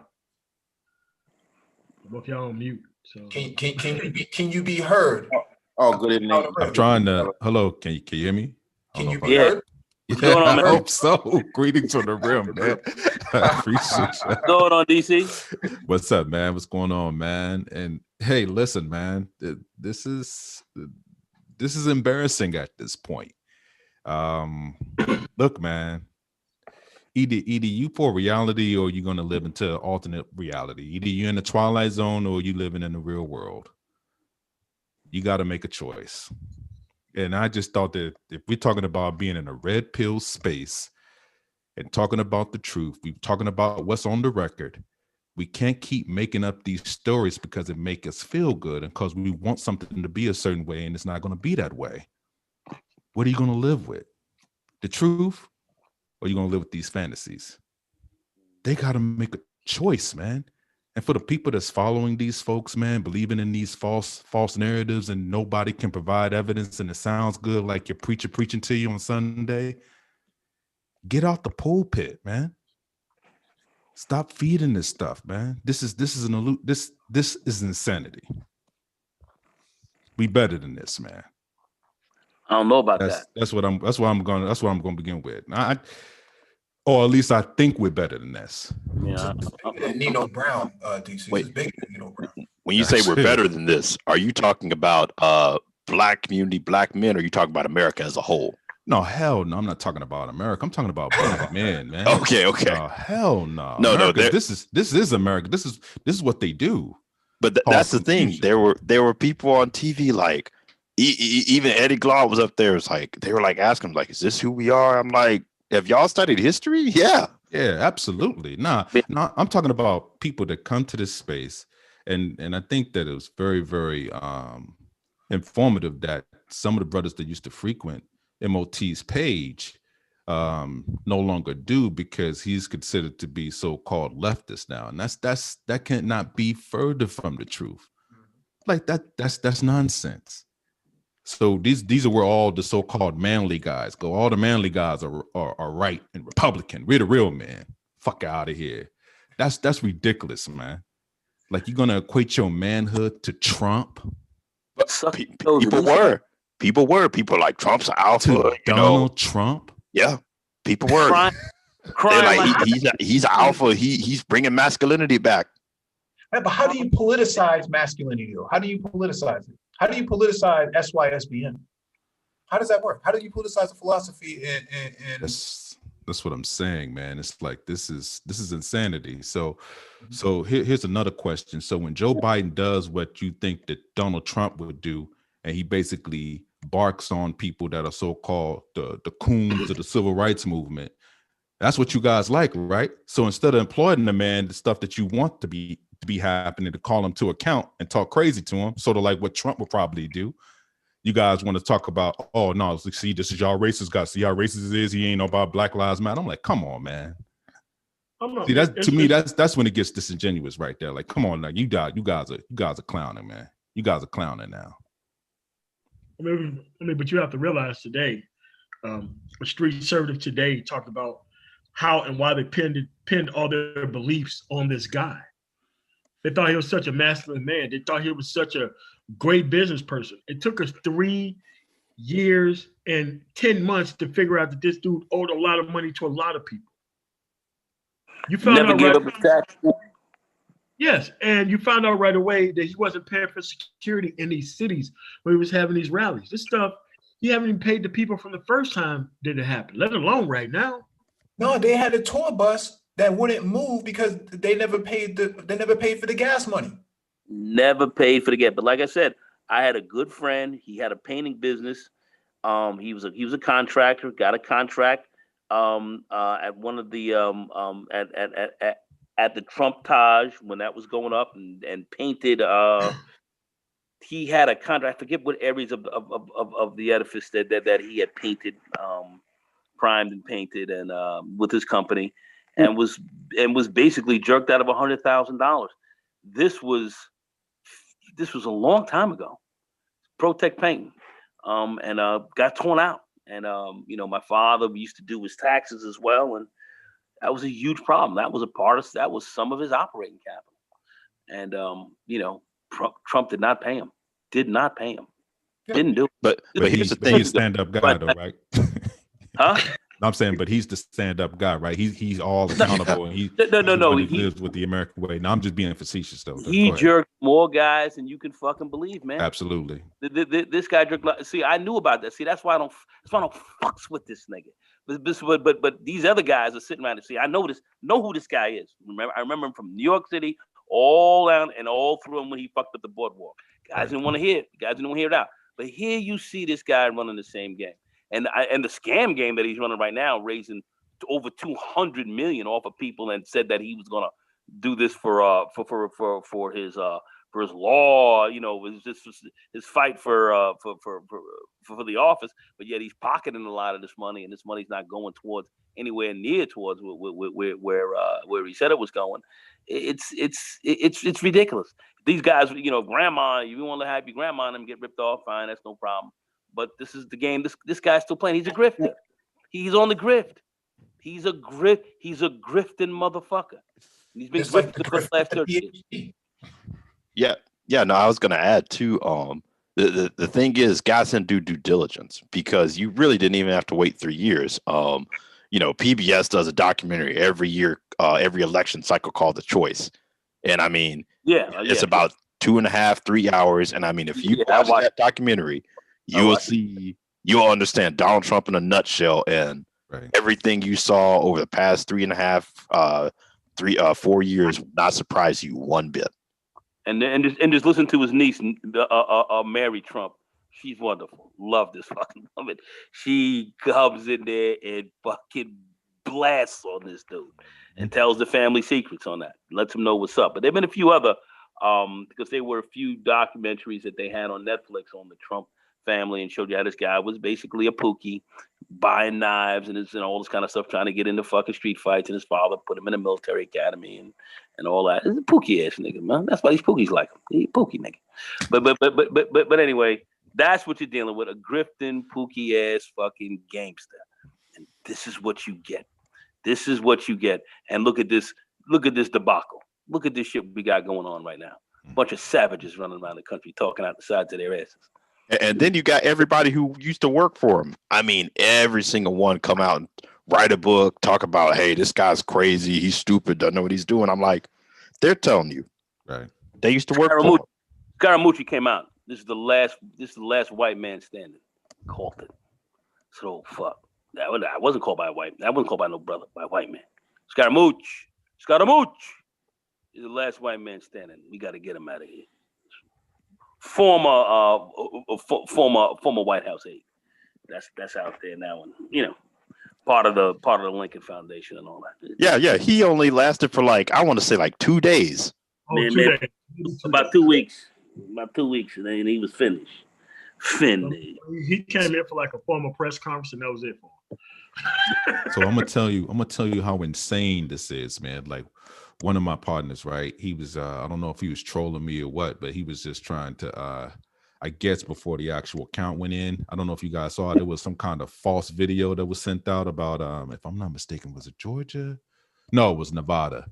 And they had they had them sitting outside, and they was basically saying that these are the electoral people from Nevada signing the Electoral College over to Donald Trump instead of Biden. And I'm like, dude, you believe this? It's just like the fake news that's out there, man. That people want to believe this so bad. It's just like, dude, it's over, bruh. This is done. They get all these live streams and all this kind of stuff, getting 12 and 100 people in there, hundreds of thousands of views with a couple of hours, because they were just feeding nothing but red meat to severely compromised and emotionally damaged people who could not comport with the reality of the fact that, look, man, your candidate lost. Guess what? Yeah. Somebody's candidate lost. They actually allow him to be in the White House itself. No protest. No challenging of the system, no telling electors to vote a different way. None of that stuff went on in 2016. None of it. Fellas. There was way more proof of Russia being involved, way more proof of basically shenanigans going on in the electoral process, way more proof. A lot of people said that, but nobody called us to cancel. That's what I'm saying. Or challenge the vote. Now, let me ask you this question, RM. Let me ask you this. Can you explain to me how a Proud Boy was waltzed through the White House just about 3 or 4 days ago as a visitor to the White House, and he walked through there? They had a Proud Boy as an honored guest coming to the White House. Can you explain that to me? Oh yeah, that's Trump throwing red meat. He knows what he's doing. I got to keep hyping the base up, keep pandering to these people, because that's all I got. And if I lose them, I'm going to lose my foothold in the Republican Party. Okay. Yep. Let me ask you a question. It is a simple question to these these masculine black men who were watching this. How do they look underneath this? How do they look underneath that banner? Just a question. I don't know. Just a question. Let me read this again real quick, because I think that it's important that we read this. This is from the government. Impeachment comes from the brutal. Is it me or somebody making a burp? No. Go ahead, Mike. Go ahead, man. Do your thing. Impeachment comes from British constitutional history. The process evolved from the 14th century as a way for Parliament to hold the king's ministers accountable for their public actions. Impeachment, as Alexander Hamilton of New York explained in Federalist 65, varies from civil or criminal courts in that it strictly involves the misconduct of public men, or in other words, from the abuse or violation of some public trust. Individual state constitutions had provided for impeachment for maladministration or corruption before the U.S. Constitution was written, and the founders, fearing the potential for abuse of executive power, considered impeachment so important that they made it a part of the Constitution before they defined the contours of the presidency. During the Federal Constitutional Convention, the framers addressed whether even to include impeachment trials in the Constitution, the venue and process for such trials, what crimes should warrant impeachment, and the likelihood of conviction. Rufus King of Massachusetts argued that having the legislative branch pass judgment on the executive would undermine the separation of powers. Better to let elections punish a president, like what we see happening right now. The executive was to hold his place for a limited term like the members of the legislature, King said, so he would periodically be tried for his behavior by his electors. Massachusetts Elbridge Gerry, however, said impeachment was a way to keep the executive in check. A good magistrate will not fear impeachments. A bad one ought to be kept in fear of them. Another issue arose regarding whether Congress might lack the resolve to try and convict a sitting president. Presidents, some delegates observe, controlled executive appointments, which ambitious members of Congress might find desirable. Delegates to the convention also remain undecided on the venue for impeachment trials. The Virginia plan, which set the agenda for the convention, initially contemplated using the judicial branch. Again, though, the founders chose to follow the British example, where the House of Commons brought charges against officers and the House of Lords considered them at trial. Ultimately, the founders decided that during presidential impeachment trials, the House would manage the prosecution while the Chief Justice would preside over the Senate during the trial. The founders also addressed what crimes constituted grounds for impeachment. Treason and bribery were obvious choices, but George Mason of Virginia thought those crimes did not include a large number of punishable offenses against the state. James Madison of Virginia objected to using the term maladministration because it was too vague.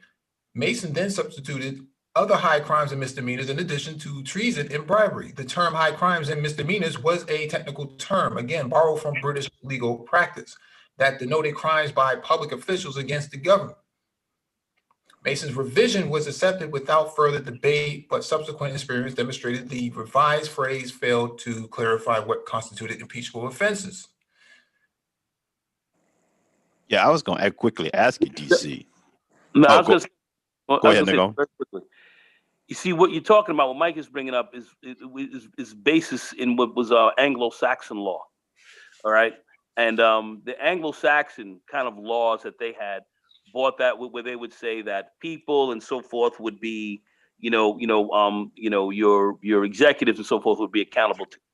Where when you start to look at more of the French state and that side of the European law, it dealt more from the state as opposed to kind of the individuals or the voters or the people, if you will. So the state from the French kind of aspect dealt with that differently. The Anglo-Saxons dealt with this more from a standpoint of actually of being answerable to a large extent to the people, and we found that the institutions that dealt more with the people and say, well, the people will handle this and deal with this more, tended to be able to be manipulated a bit more. It wasn't as, in some respects, wasn't as strong. Of course, when big overthrows came over, then you can overthrow a state, but you could compromise the people a bit, and that's what we're looking at now. We have now individuals being compromised, and now bringing the very statecraft literally under threat. So that's some of this has, in my view, has to be changed. But that's a great example that actually Mike brings up. But anyway, go ahead, guys. I have a question. So Bill Gino, have you talked yet? No? I haven't said anything, man. My bad. I've been over here listening. All right. I'm in, please. If you want to go ahead, man, go ahead. Yeah, man. Y'all hitting all the spots, man. But Volume on your mic, brother. say that again, bro. Put some volume on your mic. Yeah, can you hear me better now? Yeah, I was just saying though, like this is definite proof of low thinking. Like when you look at all the facts around Donald Trump, that individual, right? We're all people with common sense. We hear the news, we hear the facts, we hear the stories. We have all these sets of facts. This is proof of low critical thinking skills at its best. This is a perfect display of not only that, but it shows low integrity, because it's like it's one of those things where it's like, you know that I know that you know that I know that you're lying. You know what I'm saying? But you stay right there with a cold ass face. This dude is literally planning on trying to pardon himself, his whole family, and pardon himself in light of all these facts that we know, right? And we're still acting like we don't know. Like, what the hell? Yeah. It says the power of impeachment is limited to removal from office, but also provides for a removed officer to be disqualified from holding future office. Let's see what happens when the Attorney General of New York takes on Trump after January 20th, man. Yeah, I was going to ask you, DC. I know you're a little bit more connected down, rub some shoulders. I guess, what do you see, or if you're hearing anything as far as accountability of this entire administration goes? Because I'm assuming this stuff runs deep with what we've seen and what they're going to find when they get in there. Well, at first I thought there wasn't going to be an actual investigation of him, but I can tell you that he's going, as soon as January 21st hit, he's going to be ran up on some charges, man. Yeah, I thought it was going to happen at first, man, but now how he has acted and how he has isolated himself, they're gonna have to end this, man. Yeah, he has too much. He has too much. He has too much pull with people that want to kind of believe his shenanigans. And, it's pulling the country in the wrong way. If you allow somebody like this to just run amok, because he's just going to go ham, man, when he leaves office. He's going to do the same things. So they're going to do some kind of either he's going to be isolated for a while, or they're going to restrict him, or they're going to basically allow the sister out of New York to go ahead and lay some state charges on him and bring him to heel. Oh, now do you Cyrus think Vance and Letitia James? Yeah, she wants him bad. Yeah, Letitia James and Cyrus. She wants him bad, bro. now, do you see any of the people who have aided him in this process as well getting? They're going to get locked up. Oh no, about like 3 or 4 of his co-handlers going to get locked up. Yeah, they're about to get pulled. Cohen already said it. Cohen's speaking hard on this. Absolutely. Because that's the thing that I think, to me, you saw Trump really spiral out of control once, what was it, Kelly was in there. He seemed to have some sort of stabilizing effect to some extent. But just this last year, he's just been kind of all over the place. And you got yes men pretty much catering to everything he says. Mm-hmm. Well, he got his kids. He's got Ivanka. He's got his son-in-law, Jared. And see, that's why Barr got out of Dodge, because nobody wants to be Trump Jr. Nobody wants to be close to this man when he leaves the office. Nobody wants to be standing around when he has to come to an account. Yeah, they're going to be like, nobody going to be standing next to him. Yeah, the interesting thing will be too, you were talking about his kids. They were talking about, how basically, prior to this whole election, his kids were really tied into the Manhattan scene, and they're not going to be welcomed back into a space like that. So it's like, it's kind of like your base is all you have now. It's too risky. It's too many eyes on them. Well, they got some legal problems too. Yeah, he has made enemies in the Department of Defense, the Department of Homeland Security. FBI. I mean, look, man, I don't know if people understand. Like those agencies are held to that kind of standard for a reason. Anybody that's basically been in trouble with those agencies know what that means. You don't play like that, man. Exactly. No one man can override that. And it's the deep state. So these are people who are going to be in these offices and in that infrastructure for decades. They're going to be around a long time. Right. And you start fucking around with that, and you're just a temporary player. You fucking around with that. These people will be around for 20 years, making your life fucking hell. So here's that's the problem this guy's got going. Here's what you got to understand. Lieutenant Colonel Van Man, he really fucked that dude's career up. Van Man, that colonel, the army guy that testified on him. Oh, McCabe? No, Van Man. Now I know you're talking about Van Man. Yeah, he was compromised. He was compromised by Trump, his affiliation with Trump and his Peoples. Oh, okay. Yeah. Yeah. I know you're talking about. No, I was gonna say, because that was the whole thing when Trump went into office. I was like, this guy's just going in making enemies, and I'm just like, this presidency don't last forever. No. And you can't make that many enemies. Like it's a management position. And I think people think of it as some kind of grand king. You're not a king. Nah, not at all. You're not a king, bro. You have to work with cabinet. You got to work with the Congress. You got to work with the Supreme Courts. You got to be able to know how to navigate power. That's what you're there for. And that wasn't his personality. So people don't understand. To use him as a proxy, but they failed. Yeah, they failed at it, and it was a failed. He was autocratic. Yeah, people didn't understand. People don't understand civics in that regard, and they don't even understand when you start looking at the enumerated powers of the president. It's not that much. No. Well, no, the president does have considerable power given certain circumstances that can come up. He's clothed like I said in the Lincoln movie. He's clothed with immense power, given certain kinds of circumstances that may come up. But on the whole, he does have to be. He has to work with the Congress. He has to work with with the Senate. He does have to work with his constituents. He's got a lot of things that do limit him on overall on the whole. He the legislative branch keeps him in check.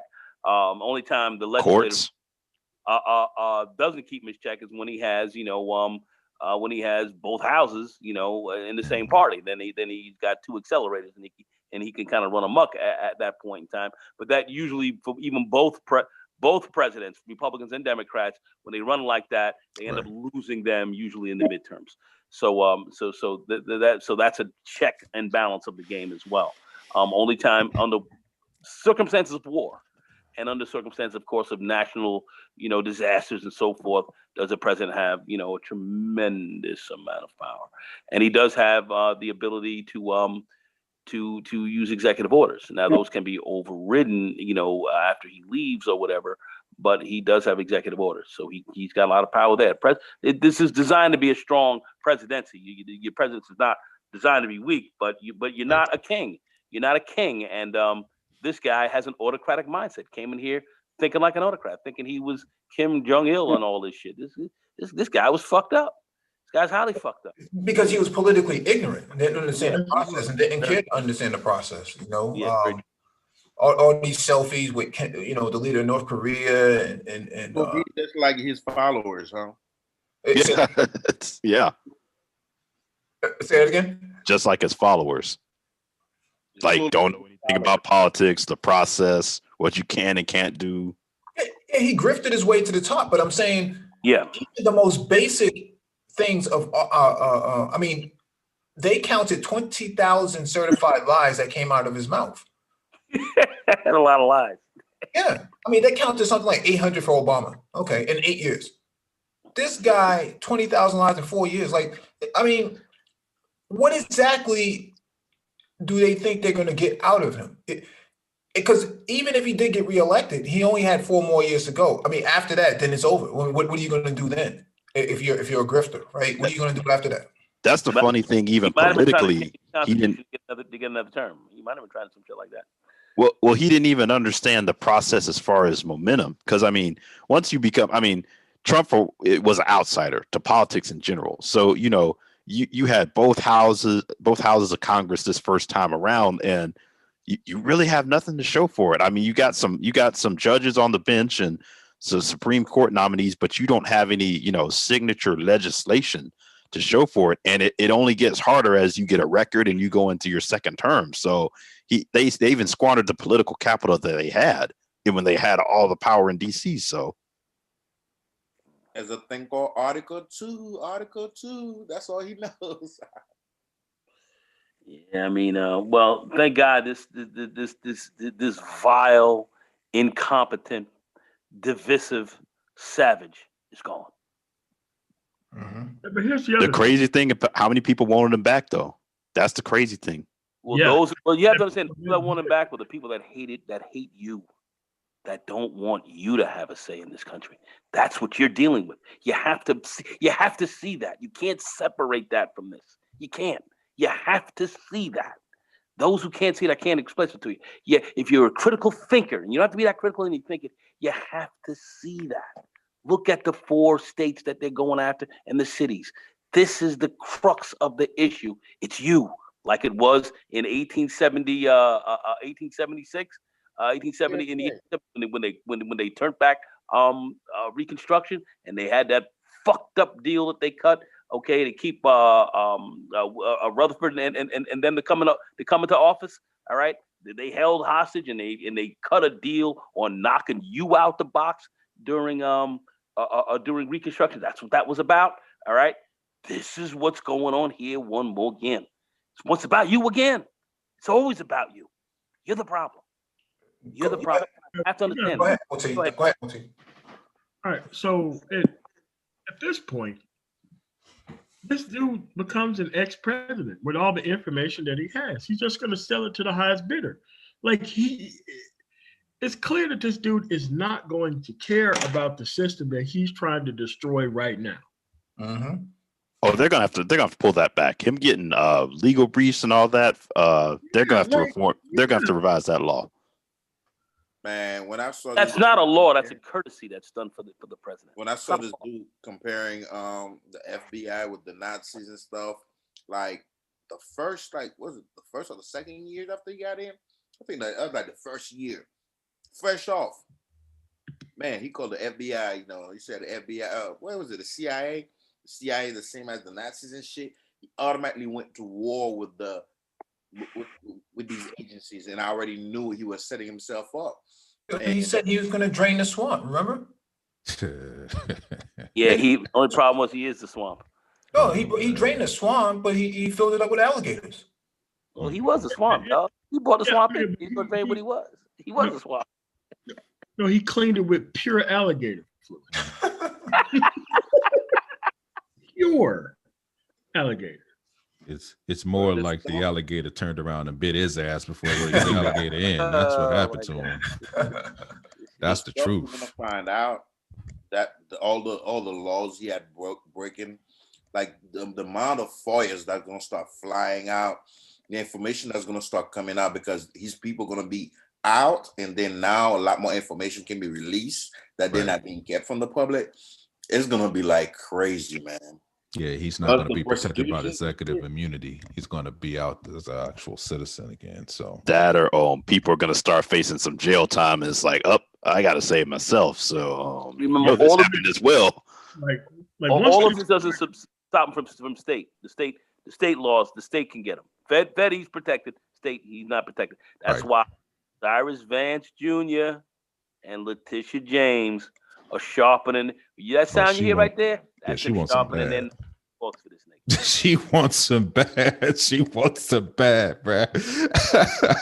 Yeah, it's gonna be tough, man, because she kind of want to build her. She want to build her political career by bringing him down for sure. Yeah, taking him down would be the equivalent of taking down, Saddam Hussein. Shit, Al Capone. I mean, this is gonna be a big one. This is that big fish, man. Yeah, but Mike, go ahead, Moti. Yeah, it's just that now at this point, the threat isn't even him leaving office. The threat is what's going to happen after this dude leaves. And once or if he's backed into a corner, what would he do with all the information that he had? Exactly right. Exactly right. I'm going to tell you right now, he's going to have when he leaves, there's going to be a conversation. There's going to be a serious conversation. Absolutely. I saw Kennedy's head come apart in the middle of a fucking campaign. Okay, I saw his fucking dome piece come apart in about 3 fucking pieces.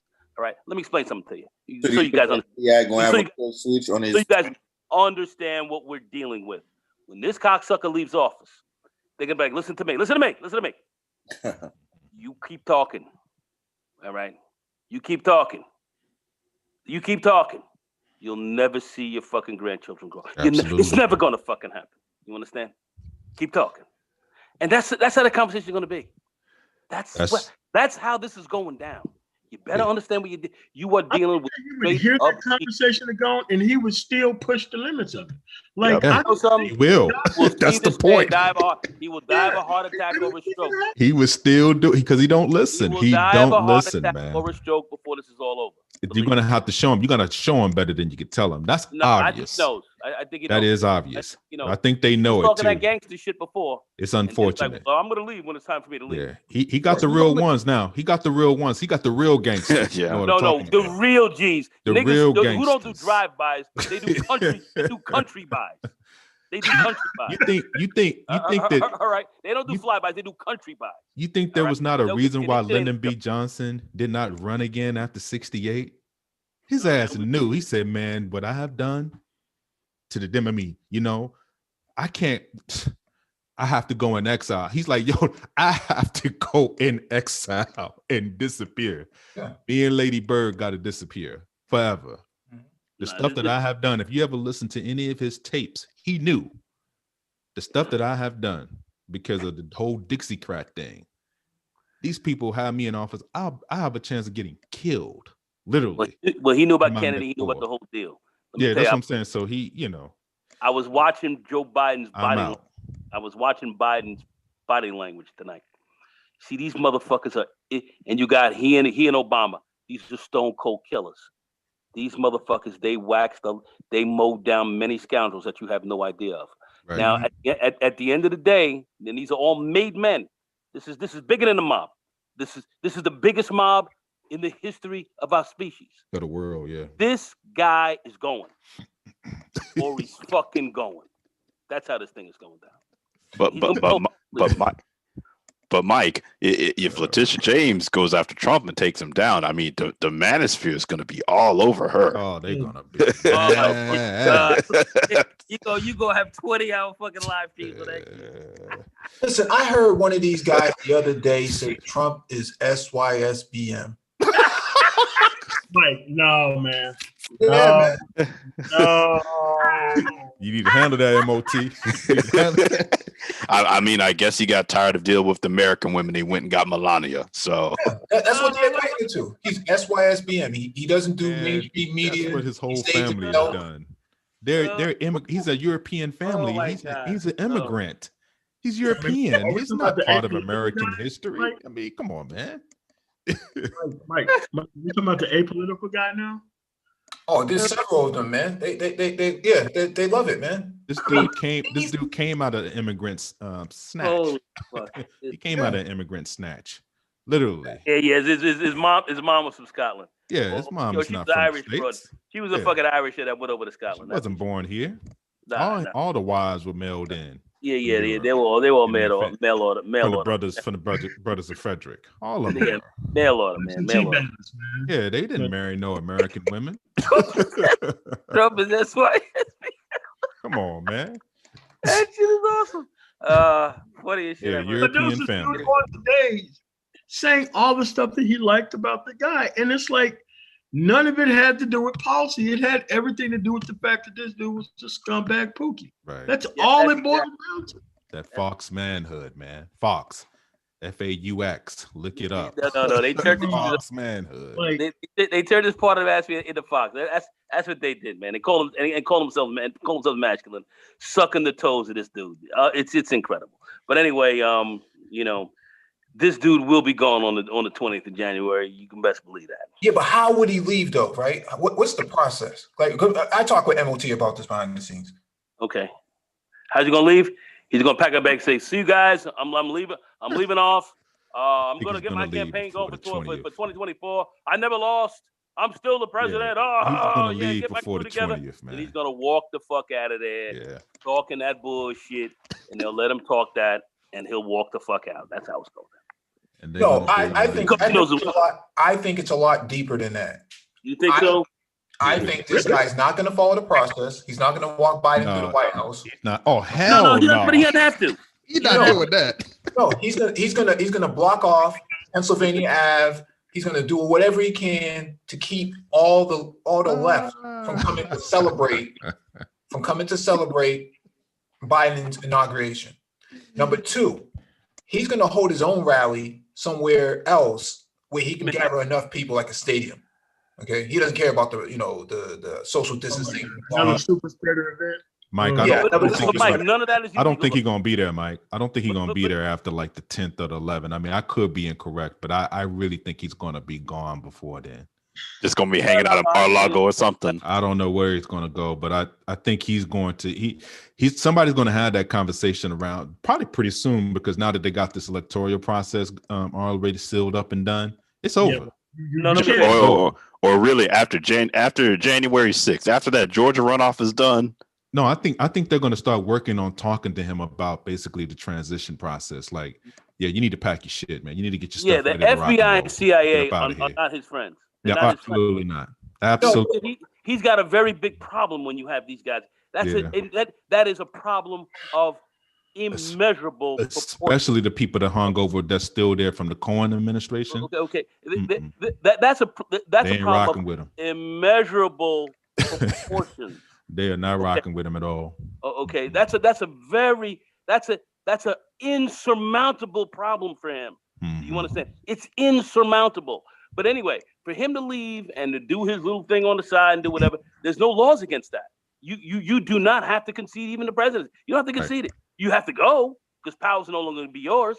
Okay, because now if you try to take power, oh well, now we're dealing with a whole different situation. He ain't going there. This Pookie ain't going there. All right. Pookie ain't going there. All right.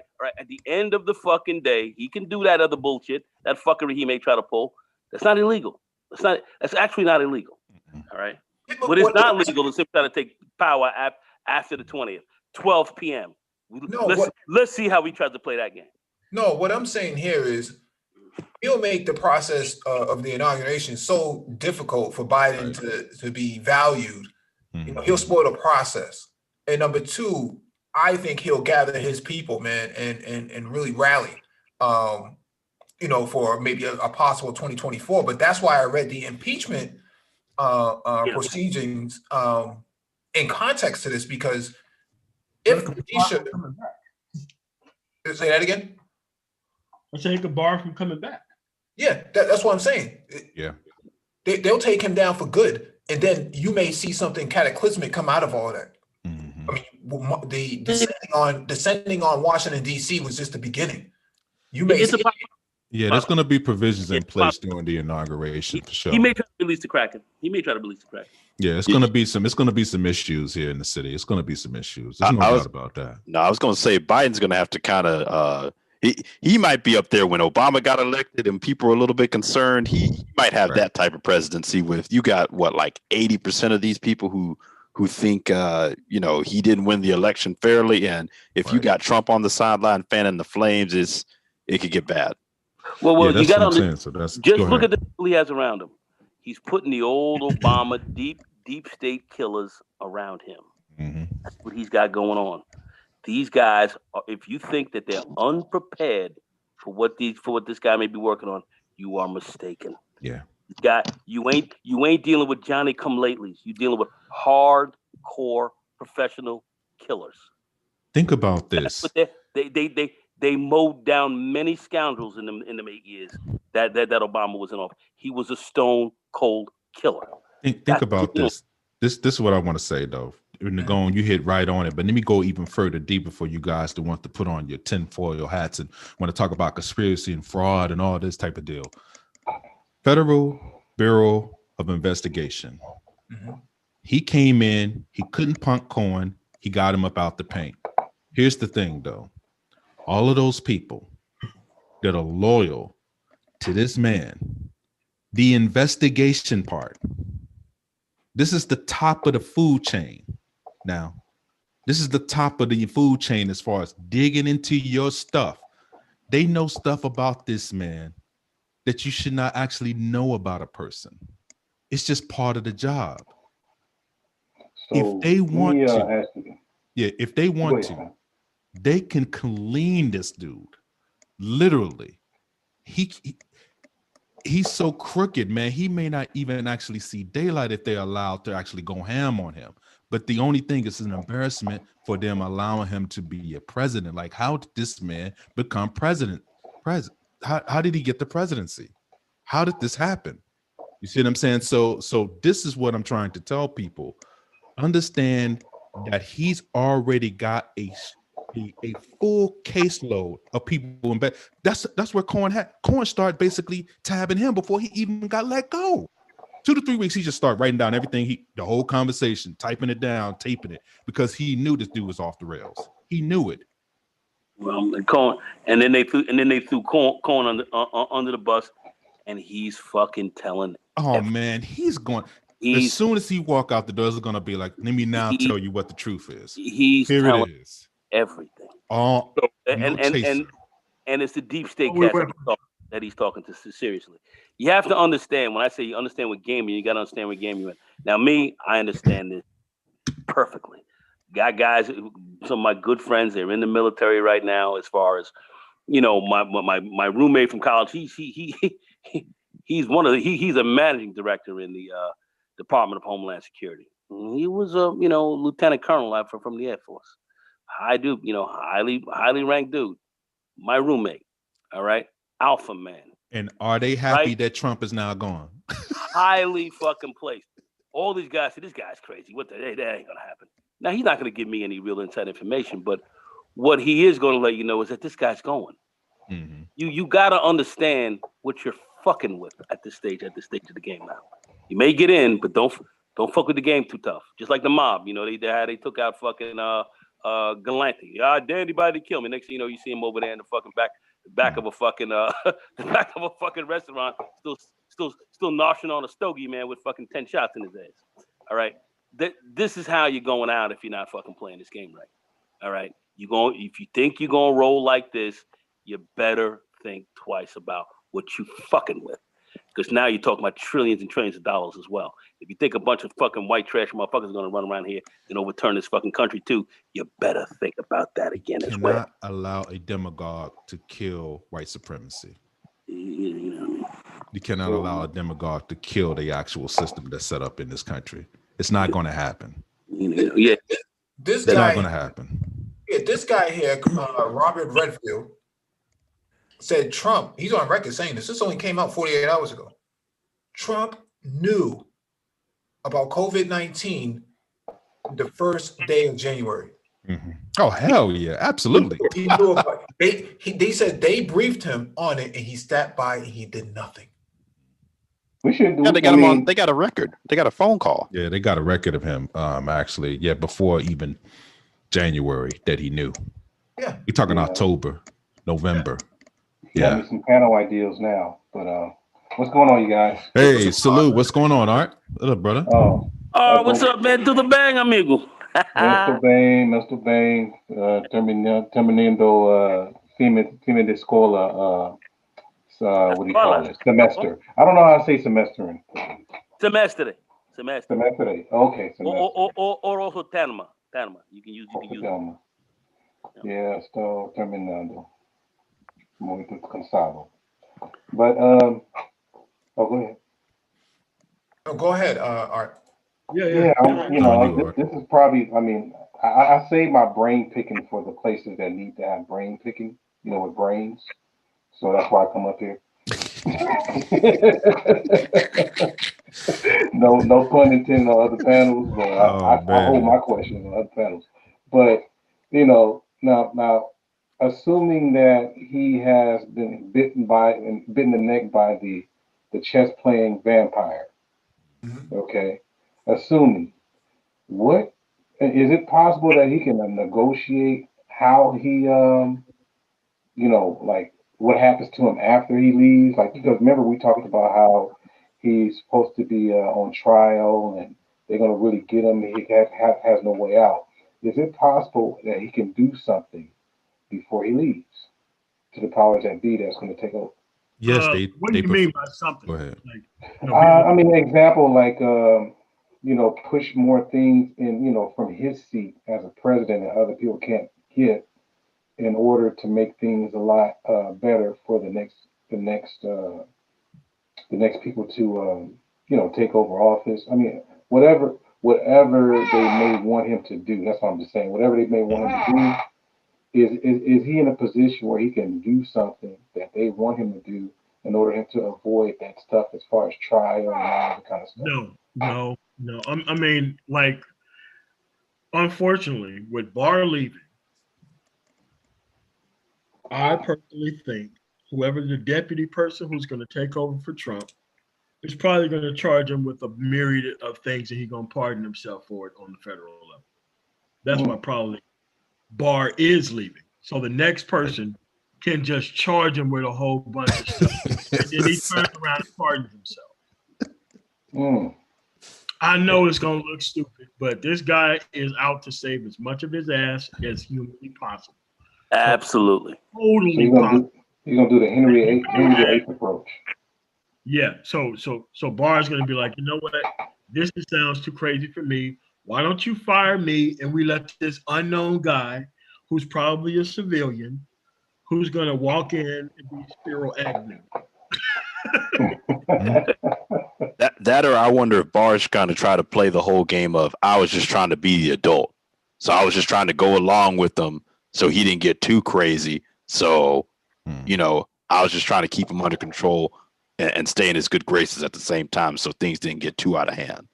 Have you guys seen or heard the letter of the resignation letter that Barr put out of all the praise that Barr put in, that all the bullshit fluff and praise, you're the greatest, this and that. Hey, why don't we read it? Yeah, if you can find it. Oh my God, it's so obnoxious. We're going through a watch. But I can tell you this. Barr knew he was leaving after he, certified the elections. Literally, when he went out there and said that this was the cleanest shit out. He knew he was done. And now I think what he's trying to get out of here before all this shit starts to fucking blow the fuck up. And clear his career and try to do what he can do after. But he's highly compromised. He's a highly compromised dude, regardless. So he's got a lot of issues. So he's trying to get out there to see if he can clear himself up and see how he's going to get paid, make money, and where his career is going to go after he gets out of here. So it's within his interest to leave now because shit's getting ready to go Hollywood up in this motherfucker. Trust me, shit's getting ready to go Hollywood. Okay, you got it up, Mike. Oh no, I was just gonna poke, actually poke at the opposition. Is this what served his channel? Yeah. Let it rip, Mike. Let it rip, man. Let it rip. Here we go. Forensic audit proves Dominion machines crooked. Come on, man. All right. We are back. YouTube, what's going on? Now, if you haven't heard of Allied Security Operations Group, I don't blame you. I don't know who the fuck they were until I got this information. But of course. The Dominion voting machine has been through a forensic audit done by this group itself, Allied Security Operations Group. Now, let me read a little bit about them. Who we are. My name is Russell James Ramsland Jr. I am a resident of Dallas County, Texas. I hold an MBA from Harvard University. Blah, blah, blah, blah. All right, so apparently he knows what he's talking about.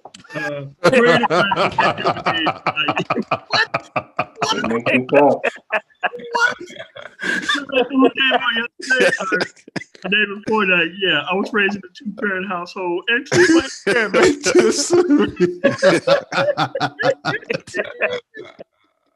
He didn't listen to BGS's advice either. He's like, if you're gonna put a video up there, you can't have a 2.5 minute video and ask me to respond to that. Yeah. Come on, man. Let's listen to what he has to say.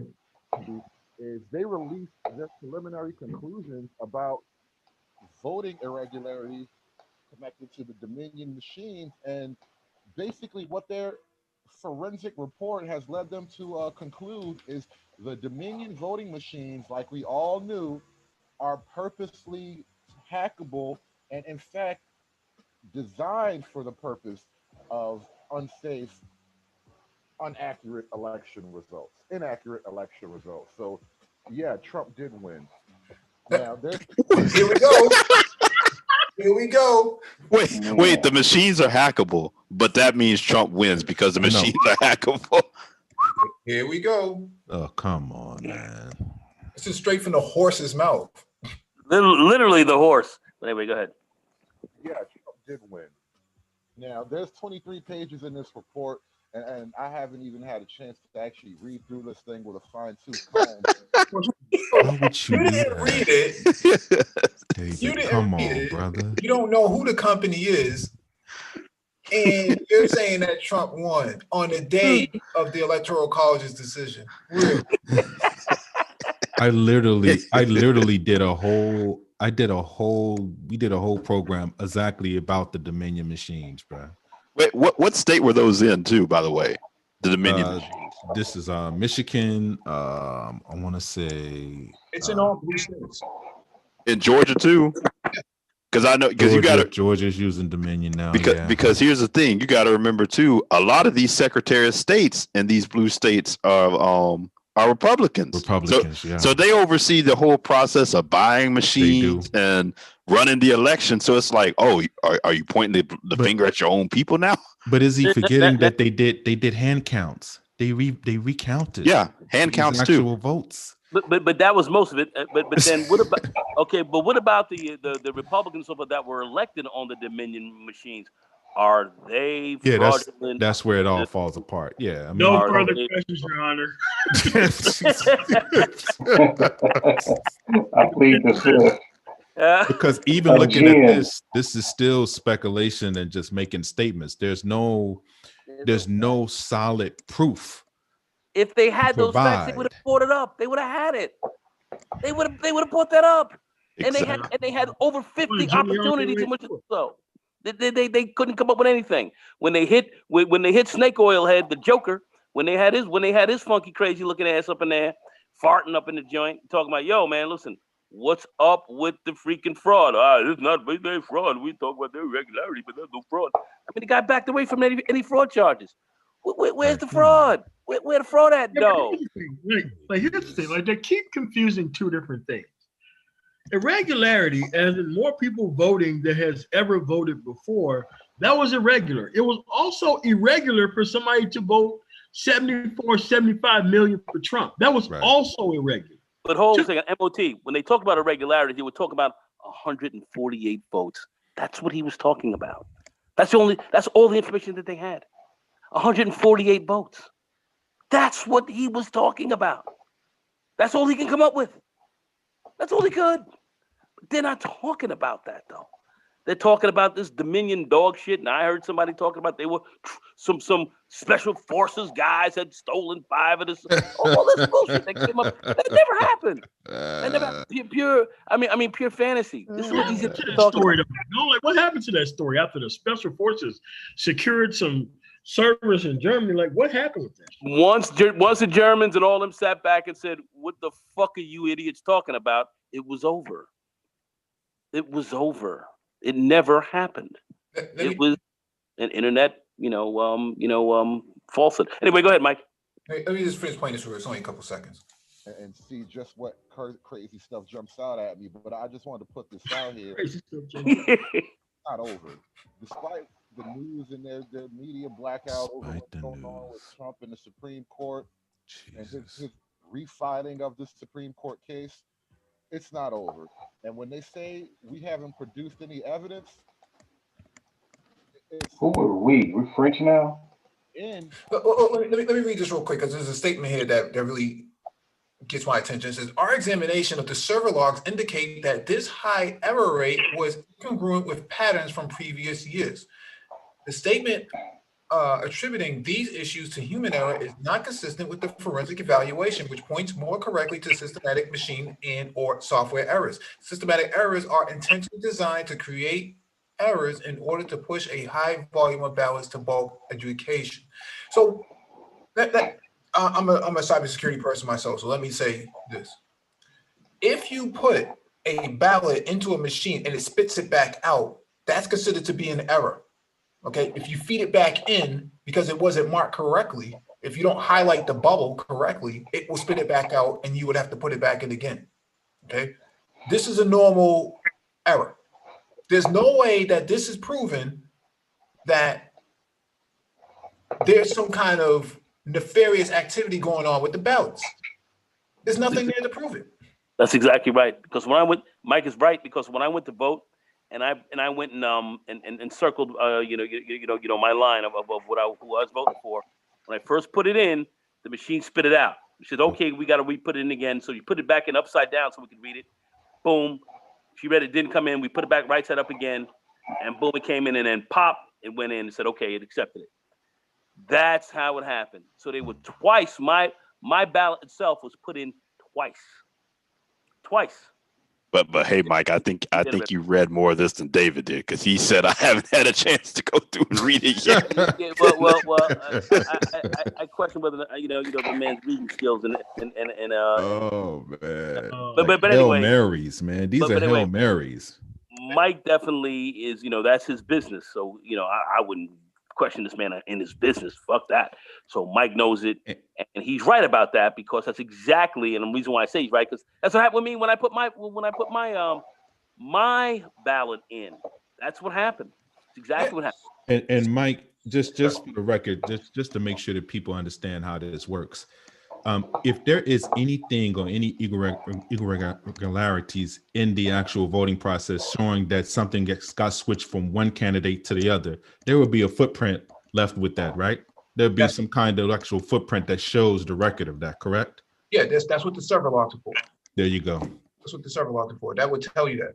They're saying that this purposeful lack of providing basic computer security updates in the system software and hardware demonstrates incompetence, gross negligence, bad faith, and or willful non-compliance in providing the fundamental system security required by federal and state law.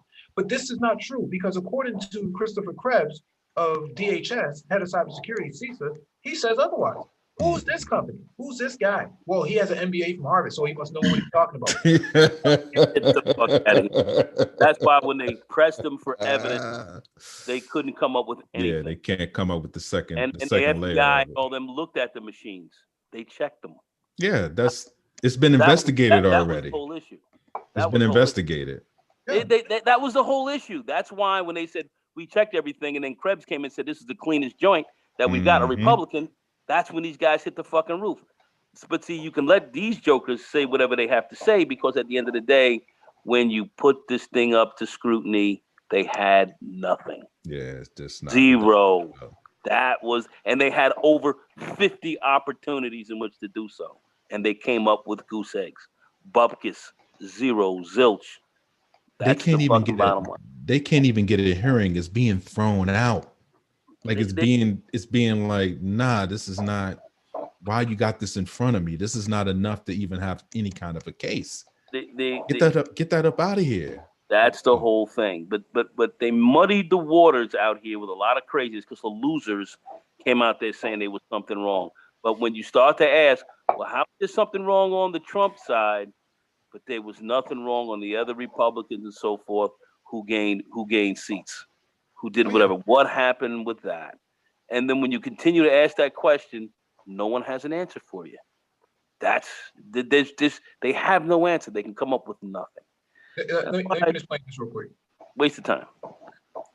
Right in this interim county forensics report, there is a link to a video to demonstrate how to cheat at adjudication. So, listen, Trump supporters, MAGA country, it's not over. Wow.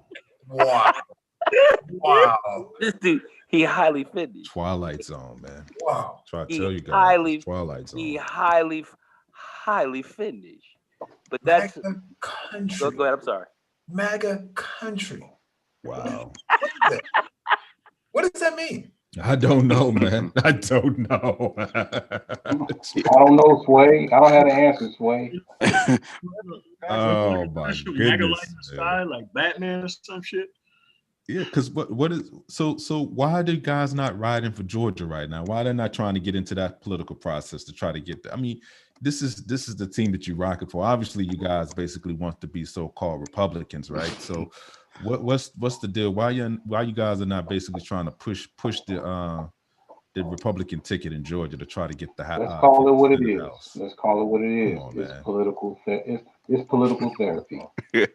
I was gonna say, shouting out MAGA country from Brooklyn, New York. Okay,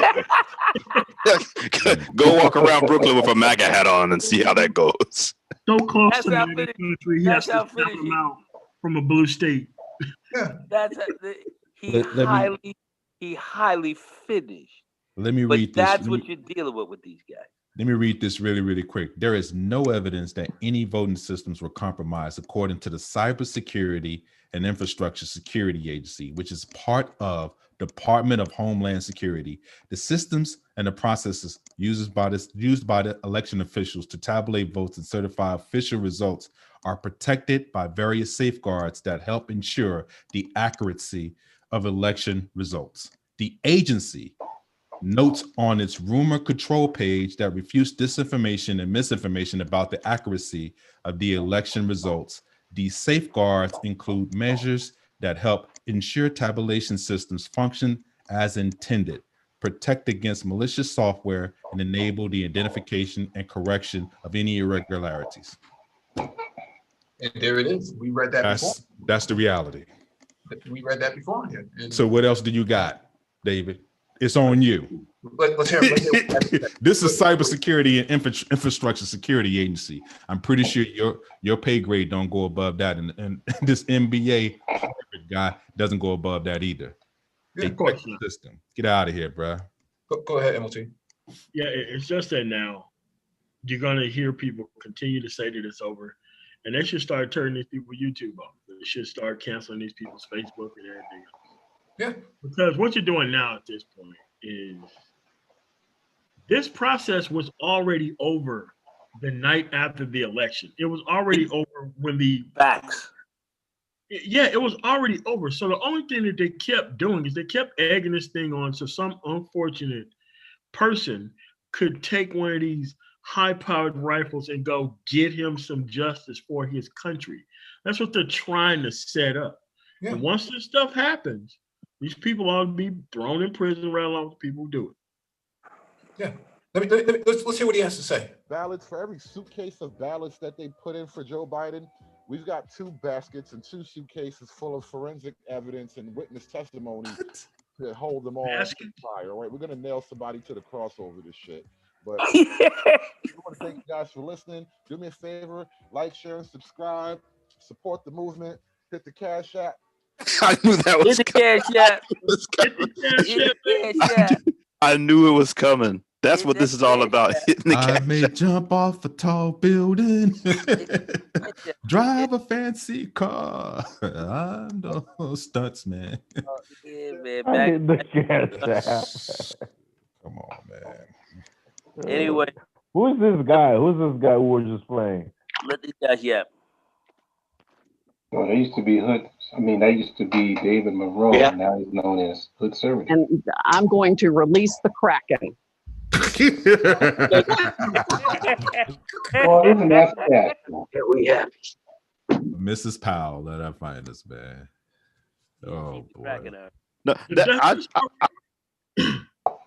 I was gonna say though, I do have a legitimate question with some of these guys who have gone more, some of the, Brandon Tatum's, Candace Owens, ABL, what are they going to do in this post-Trump environment? Because they all came up in this. Are you going to stay with Trump, or are you going to go, okay, well, I'm more of a Republican now. Trump was bad for the party, so I'm a black Republican. They're going to do the fully retard. Not say anything yet. I mean, they're going to be highly unavailable to comment on this specific thing because the talking points haven't came down yet from the Republican Party about what even they're going to do. Or if they put Trump, if Trump has some charges, are you going to be out there, standing in front of the courthouse, protesting, standing with this guy, basically riding him through as a martyr? Or are you going to be like, well, he got in some trouble, so we got to distance ourselves from him. Look Dang, at these guys. that's the stream. Yeah, look at these guys. Look at them. He's really playing up to that because that's how ABL started his channel, right? With that background. My Yeah. goodness. Look That at these is guys. hilarious, man. Yeah, the panel of grifters, man. Look at them. The Cash App. Yeah, American Nacho, conservative beer. Whoa. Oh, that's some wannabe white Latinos. Yeah, they're just so Not out. really named Enemy Nation. What? Huh? Is that guy name is really Enemy Nation? Yeah, he was on Bernard Riley's talking up that American Nacho. yeah, American Nacho. This is supposed to be alpha though. This is supposed to be the alpha, right? I mean, Oh my God. The conservative bear. yeah. Yeah, not the Wolverine Watchman, not the Honey Badger, not the conservative Honey Badger. Wow, I'm still blown away by his. Let me ask a question. How many views The this guy conservative get Honey per Badger. stream? How many views they get? How many viewers they This get is per comedy. stream? This is Like they get a lot of viewers. I would say they probably get anywhere between just under a K. Anyway, just between, because you have to understand the grift, right? They're grifting, so the titles are catchy, the hashtags and all that stuff. So it attracts a lot. It attracts a lot of other grifters too. And now, when it comes to the social media shit with this YouTube, Facebook, Twitter, like social media, Instagram, man, that right wing shit, that shit pays good. And I see why it's so tempting, man. And people it's so obvious, like people can see through this shit, man. No, well, some can't because I mean, looking at Trey, he's not even trying. He even got the headphones looking like ABL. He just needs the glasses. And then at that point, he's just hoping some of these people like get him confused with ABL, the bald head. Well, he should ABL up on the panel. Let me hit his Cash App. Yeah. Hit the Cash App. Goodness gracious, the papers. Where the cash? so they could pass that. Word. Stash shot. Player. Give me the loot. Yeah, man. Give me the loot. Cash App, player. Give me the loot. Give me the like. Good. Give me the link. Give me the link. No, it's mine. Mine's is mine. Oh man. Yeah, you're not stricken with some kind of illness or some shit like that. As long as your body is functioning and your brain is functioning and you're in the free land, you're in the freest land in the history of the world. You got a shot, bro. That's all you can really hope for is you got a shot. And then I'll take a shot as my reparations. And with that, I want. Wait, what? Let him finish. Mike, Is that a black guy saying he'd take a shot as his reparation? It's fun hanging out with with Nacho and the conservative bear. You guys are cool, man. You got to do this again another night. And somebody say something. I don't want to do this on MOT stream. This is my stream. What did he say? Wait, they said Michigan uses the Black National Anthem to open their press conference? Yeah. What is he talking about? That's reparations. I mean, I've come to say it's. I know these guys are just trying to now. They're just trying to grift, man. It's because it's a grift game. I see it. I mean, these guys, they look horrible. I mean, they look ridiculous coming out here like this. I don't know how they're gonna survive this after this, man. If this is what their post-op game is, I'd be very interested to see now. Let's see what their post-op game is all about. You know what's so weird about it is that nobody's riding for Biden like that. Nobody over here is riding for Biden like how they're riding for Trump. Like, this is craziness, man. This is Fox News over here, man. This is Fox News, baby. It's Black Fox News, man. It's Black Fox News. It's like a cult. It's cultish. But like you said, and I don't know if you saw the our other panel, DC, about some of these videos are disappearing right now. So yeah, they disappearing, man. So some of these guys are trying to switch up.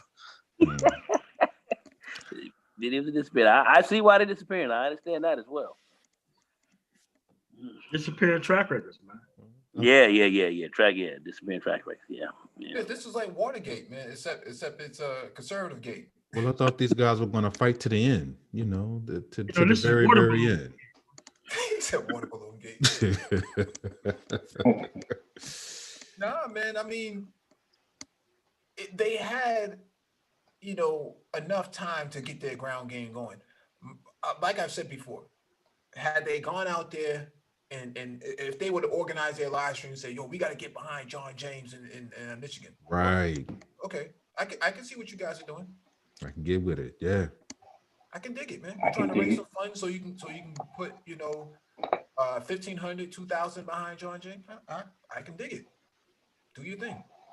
They didn't do that. No, but you got this guy who says, that's my reparations. You just heard him.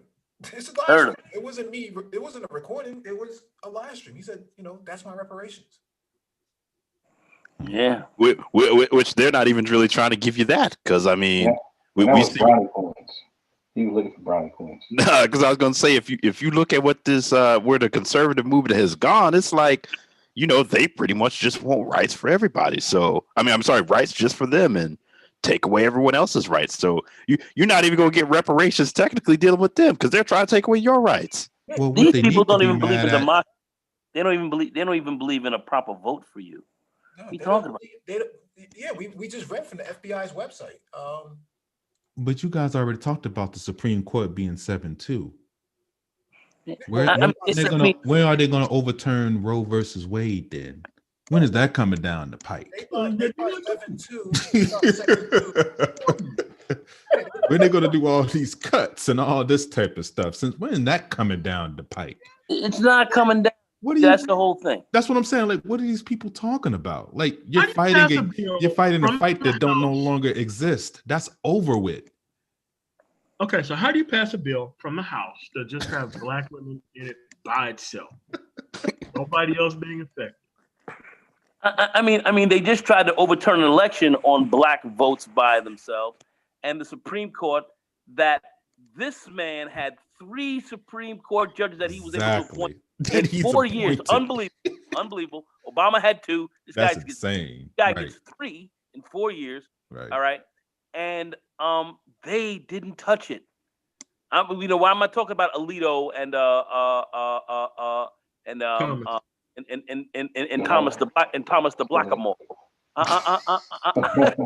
the Blackamoor. But I'm just saying, even his picks did not touch this thing. Didn't touch it. The pubic hair cocaine guy. No, I mean, we just read this piece right here from the Department of Justice, right? April 30th, 2020, a Florida man pled guilty to threaten an African-American Charlottesville City Council candidate because of his race and because he was running for office. That's what these guys think of you over there. Yeah. That's what they think of you. Yeah. All this stuff about, democracy is over. No, democracy is over for you, not for them. They don't see it that way. No, they don't. They don't want you to have democracy. Their whole vote right now is this whole movement is to stop you. This is about stopping the black votes in this area. And if you think that white woman, Amy Coney Barrett, that just got put in office is going to overturn Roe versus Wade, you are out of your mind. Not gonna happen, man. You are out of your cord. They're not doing that. Dude, come on. This is even more important. The defendant admitted to using fake names on social media to promote white supremacy. You think that these guys in this space right now doing that? Oh, like conservative and stuff? Oh, yeah. Okay. You just saw it, American Beer. Nah, he wouldn't do that. Not him. Yeah, American Nacho. Conservative beer. I mean, who are these guys? American Nacho. Yeah, what is he, like a burrito? I'm gonna have to listen to see if they actually talk about policy or if they're just talking about culture that don't no longer exist. You can't override what's already here, partner. That's just what it is, bro. Yeah, like you're fighting the wrong fight. Where they could just go pick a woman out of a group and do whatever the hell they want to, right? Without any consequences, by the way. And look at the charges, though, right? The defendant also admitted to using social media to threaten violence against an African-American resident of Charlottesville, Virginia. Charlottesville, the key place where racial attacks take place. But there was good people on both sides, though. The good people on both sides. They're good people on both. Because of his race and because he was running for city council. Good people. The defendant will be sentenced on July 23rd, 2020, and faces up to 1 year in prison for making online threats and up to 5 years in prison for using the internet to threaten, stalk, and harass. And you wonder why this space is all jacked up and screwed, man, all chopped and screwed. That's what's in this space now. These guys brought this, these culture warriors into this space, man. And now they go now they go around giving MOT 20 thumbs down and trying to figure out what's going on. And it's like, that's what these guys are. That's insanity, bro. And these guys are not calling them out. And these guys, like who we were just speaking about before, I'm going to mention his name and others, they're not calling any of this out. No, they're protecting Mazunga women now, right? They're saying, oh, she held her place against BGS on the panel. Really? She held it down. What? Oh, yes, they did say that. This was last week. Hold. A Mazunga woman was up there. I didn't see this. What was this? Yeah, this was on the. Oh, that white chick. Yeah. What panel? What panel was this on? She was kind of borderline racist too. I remember. Oh, that'd have been great. What panel? She was borderline racist too. She was making monkey noises and stuff when BGS was talking. Wow. I was like, she was a Trump supporter. What's this? Wait, yeah, what channel was this on, Mike? Prophet of Thought last Saturday. Oh wow, what was it? What was this? Who was that? The one where they were having was it like David versus anyone really? Yeah, David Grifters versus the world, I guess. I don't know. Yeah. And a white woman came up there making monkey noises? Mazunga. Yes, sir. A Mazunga came in there. Trying to and I caught it. I think some people didn't catch it, but you know what happens when white people make monkey noises to black people. Oh, absolutely. Yeah. So, but of course they were championing it in the chat. I said, wow. Like I said, if I was running. Yeah, go ahead, Art. Like I said, if I was running from the Klan, I wouldn't hide in their house. Well, he said he would rather work with the Klan before he works with one of us. He did say this. I saw it. I saw it. I heard it. I saw it and heard it. And I remember Mike saying, "Okay, I have nothing more to say." And quite frankly, I actually would have shut the whole game down right then and there. Who said this now? Go ahead, Mike. You can tell him. Oh, the guy who says the Harvard MBA, he's a credible source. Yeah, I believe him. So David told you this. Yeah, there was a debate we had a few months ago. Yeah, the debate. I don't remember. He basically said he would support a white supremacist over you. He said it. My goodness. That's what he said. Said it. I'm gonna have to go back and look at this stream. That's crazy. Yeah, I'm gonna have to. It's a long stream. It's about 5 hours long, man. So he had to go to the last hour. Yes, last hour. Yeah, there's an alternate reality. There has to be. There has to be some kind of split dimension or something. Like no. You have to believe the totally opposite. You've got some sick Negro. You've got some sick Negroes up in here. No, I'm serious because you put facts in front of them, and then they just gloss all over that. Like we've been trying to tell them for the past. Me and Mike B for the past 6 months. Hey man, it's a possibility. I mean, they wasn't even trying to hear it earlier. Like, no, Trump is going to run. I'm like, all right, man.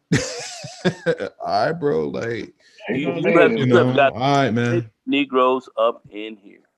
No, X must be dedicated to some free speech because you must think after something like that happens, it's kind of like, okay, I gotta take a break and review this platform, see where this is really going. No, he left it up. Anybody wants to debate her can go up there. But her and BGS went at it for a good 45 minutes, man. That was pretty interesting. She wanted to come for me. I thought I heard that, but hey, MOT, do you have a link to that chat? Do you have a link to that one? Yeah, I can send you one. Yeah. Just send me a link to that, all right? Yeah, but all those people who are over there pumping it up, they're not here. let me put the link in the chat just in case you guys say, well, there's no link in the chat. Oh, here it is right here. Here's the link.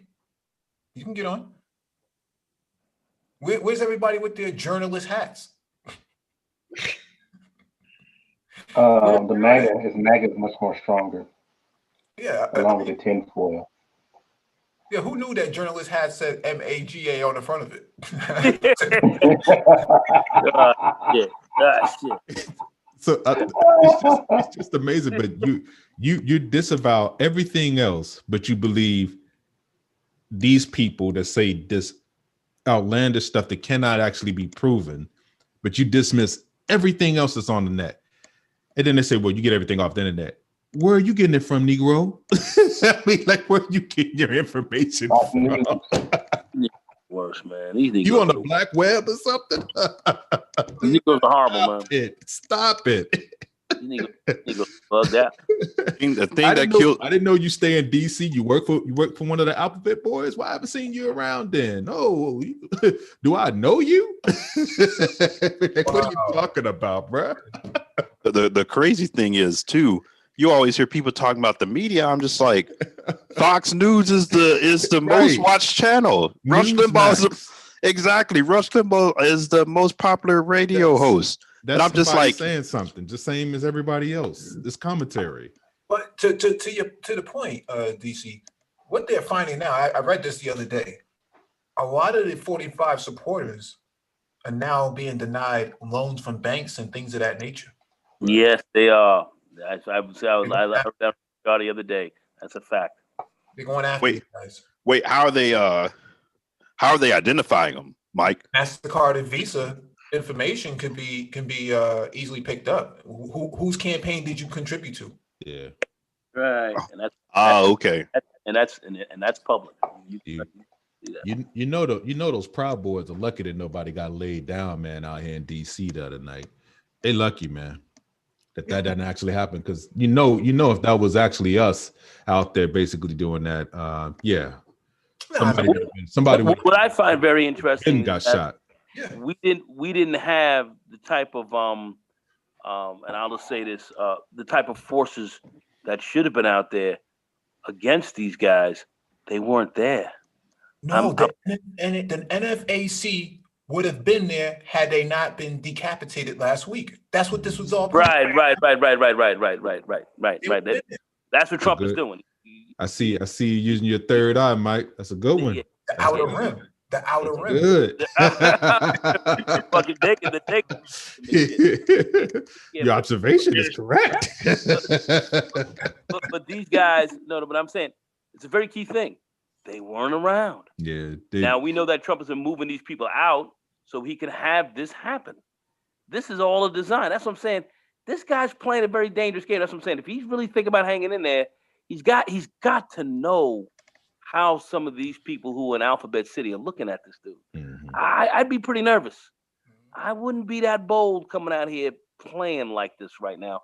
No one was looking at me sideways. Oh no! The next time they come through, they're gonna be it's on. It's cool. They'll show up for the inauguration. They'll come through again. It's gonna be what it is. Yeah. They'll show up for the inauguration. They'll show up for that. But he's letting that. But what I found very interesting also was that even DC, DC Metro Police, mm-hmm. where were they? Where your Metro? They were there. The only problem is they went after BLM and Antifa. They didn't go after Proud Boys like that. No. And so, the Proud Boys we know are a quasi-terrorist group. They said it. Now these guys know this. They are on a terrorist watch list. They are on that. Yeah. DC Metro with all them chungas up there on the police force, letting these dudes kind of run amok up in there. Nah, bro. I'm very disturbing, and letting black churches get banged out. I'm a little suspect, man, in some of our own internal security. We supposed to be, black. But you know what? That may really do them in though, because once you kind of cross that line of vandalizing a black church like that, there's so much history behind that that's when you can't just say, okay, this is a game. These guys are just playing around. Like, that's where you might just cross the line. They may have to say, okay, we got to get serious with these guys now. Or they may have made those churches a target in order to provoke a response from the left.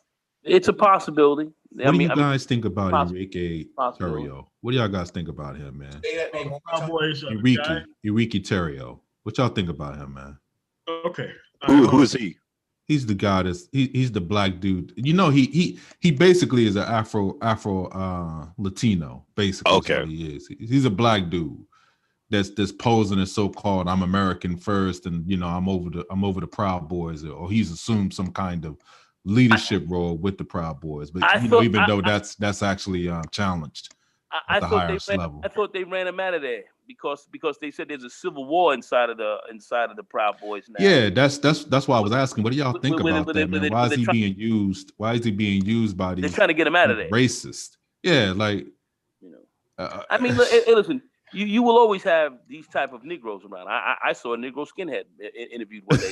I'm anti-Jewish. He literally had a bald head and all that, leather jacket, a cross on his arm. I mean, a swastika on his arm saying, "I'm against the Jews." He was a black skinhead. So you will see these highly skewed, ill motherfuckers running around. There's no doubt. You'll always have that. What's his name? Not in large numbers, but you'll have a Enrique Terrio. What's his name? Enrique Terrio. Yeah, he's the Candace Owens of the Proud Boys. Oh, yeah. But I'm understanding that some Proud Boys ain't feeling this dude. Like they want him out. No, they don't want him to be the face, man. They don't want him to be the face. They treat him just like they treated Michael Steele. So yeah. I'm saying you had guys in this space supporting these guys. Yeah. They were supporting them. These are sick people, man. These are sick people. Yeah. You know, and I've come to see some of these people who are broadcasting, who are in our space, are sick. Yeah. I'm sorry to say it. These guys are not. They're not of the right mind. Think they are, but they're way out there. They're way out there. Yeah. That's why I say it's the Twilight Zone. It's like a Fox reality, like an opposite reality, man. These dudes are in Bizarro world. They think that their world is basically the truth and, you know, the right way, and everybody else is on some kind of conspiracy kick. Nah, I mean, David Chappelle did one of his funniest skits was that blind black dude, man, with who was calling himself a Klansman. Yeah, this is it in real life. This is literally it. And it was a play on what was really going on. And he took off his fucking hood, and then some of the white people in the audience, some of their heads exploded and shit. That was some of the funniest shit I ever seen. But at the end of the day, this is what's really, this is what's going on. So you have that this does exist. Like I said, I've seen a black skinhead. Seen it. Believe it or not, seen it. So yeah. No, I thought he was Sticky Fingers from Onyx. Sticky Fingers, yeah, that's right. Sticky Fingers. Yeah, who was playing Blade in that TV? Oh man. Dude, yeah, man. These people do not want you around, brother. No, they don't. That. No, that's why Renaissance Man had to stay in the house, man. And he's in DC. He had to stay in the house. He looked out his window, peeked back at Venetian blinds, and said, "Yo, man, I'm not going outside, man. Get Uber Eats or something like another day or something like that." But, damn, it was like that, fam. Yeah, he's in DC. He said it. You know, he had to barricade himself in. Yeah, I got an aunt there, but she, I didn't hear any issues from her. But yeah, they were wilding, man. They were wilding downtown, man. They were. That's true. Yeah. Yeah, they were wilding, but yeah, like I said, next time though. That's going to be what's up. Mm-hmm. Yeah. All right. DC Metro disturbed me. Anyway, go ahead, man. Go ahead, man. Bellagino, you got any last words before we get up out of here? If he's still there. If not, we'll go to Art New Stall TV. Your last words before we get up out of here, man? Is he still there? Art's still there? Yeah, I think Art might have stepped away. I don't have any last words, but thank you for having me on, man. This is a great stream. All right, cool. DC, you got last word before we get up out of here, man? Man, just submit to the truth, man. Don't take our word for it. Do your own research, man, and let those facts lead you to where you need to be. That's it, man. I'm back to the album. Thanks for allowing me to come up, bro. I appreciate you. Cool. All right, later. All right, Art, you got any last words before we get up out of That here? was multitasking. All right. I mean, you got any last word before we get out of here? Yeah, man. Just keep your brains and be around people with brains, else you're gonna be taken out with people with no brains. Oh man. Like a reference. I hate to say Don't it, worry, but you know, it's true. everybody's trying to figure out this woman, man. Everybody's trying to figure her out. Everybody's trying to figure out. But thanks for having me out, man. I appreciate it. All right, no problem. We're gone. Last one up here, No, man. dope ass stream, brother. Good show, man. Great show. All right, man. All right, man. For everybody else who's listening and watching, man, this show was already over before this vote. This vote was nothing but a formality. A formality that was ended by people actually voting. Now they want to stop people from actually voting so that way they can have a bigger voice. There's literally no reason to be involved with this particular thing, man. There isn't. And I don't believe people who are in the middle. You got to caucus with somebody. So with that being said, you know where I stand at. I want to thank you guys for coming through. The grifters are going to continue to keep grifting and act like there's some potential and possible hope out here. They were lying. They were lying the entire time. So was the administration. I want to thank you guys for coming through. And man, tomorrow you guys have a really nice day. Peace.